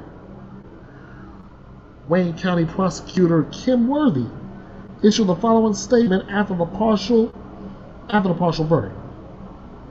First, I want to thank the jury for their time, dedication, and attention to this case. We were hopeful that a decision could be reached today, but we will press on for justice for the Walls and will determine our next course of action at the pretrial hearing. Wall was stabbed to death at her apartment in the Lafayette Park neighborhood of Detroit in the early morning hours of October 21st.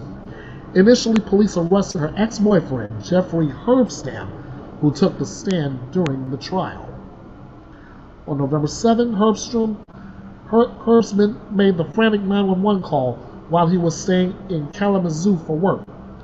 Body-worn police camera footage showed Herbsman in a panic. He told police he was having a psychotic break after taking medication for depression and marijuana. In the video, Herbsman can be heard saying he thinks he killed Wall. However, he said he had no recollection of it.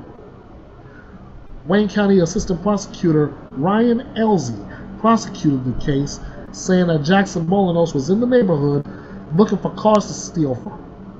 The prosecution alleged that Jackson Molinos saw Wall's door was open after she returned home from a wedding and robbed her.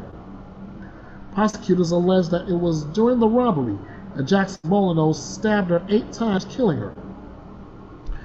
During the trial, Jackson Molinos took the stand and admitted to being in the neighborhood, but said he discovered Wall's body around 4:20 a.m.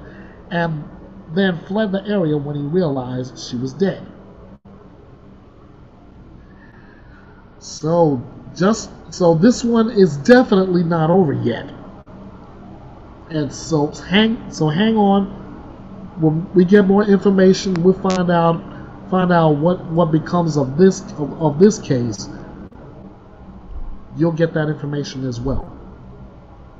Finally, the 7 suspects accused in the Preston Lord murder case were back in court. Preston Lord was a 16-year-old who was beaten at a Halloween party and later died. All 7 of those suspects appeared in court.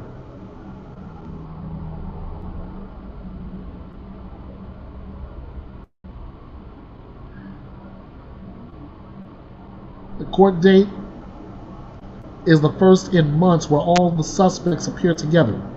All 7 are charged with first-degree murder and kidnapping. Jacob Meisner, Treston Billy, and Dominic Turner are also charged with aggravated robbery stemming from that same October night.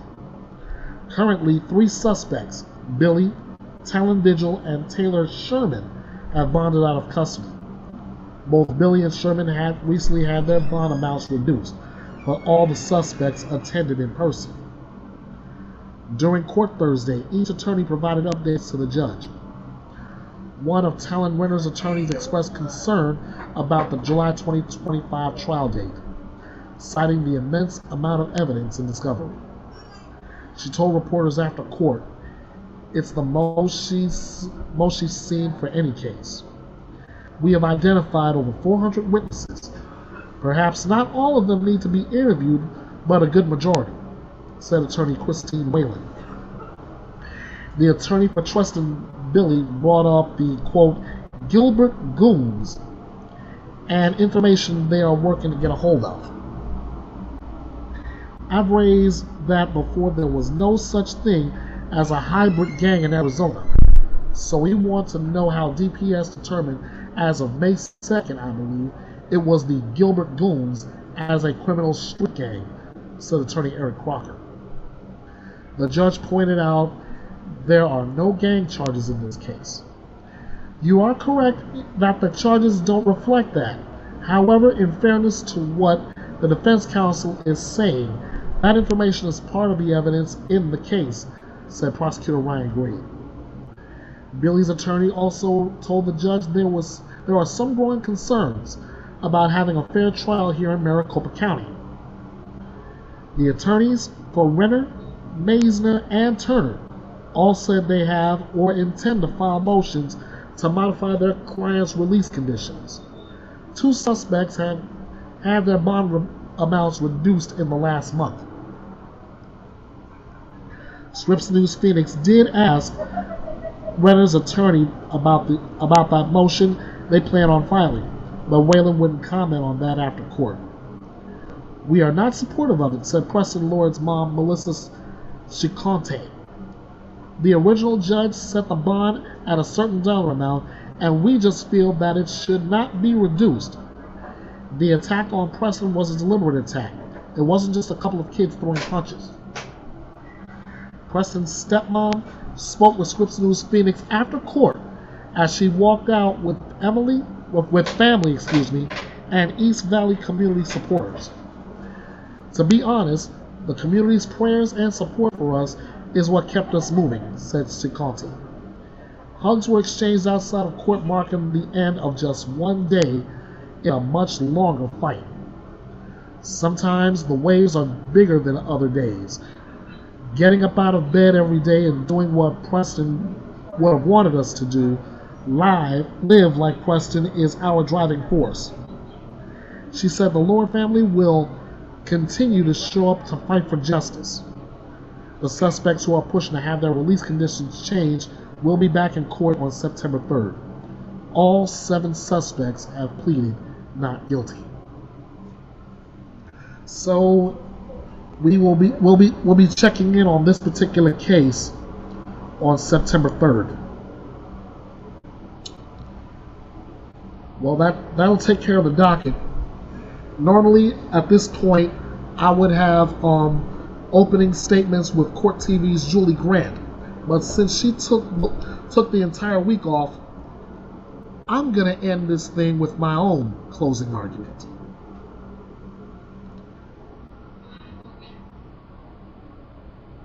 I've been doing true crime cases like in this format for just a little over 2 years.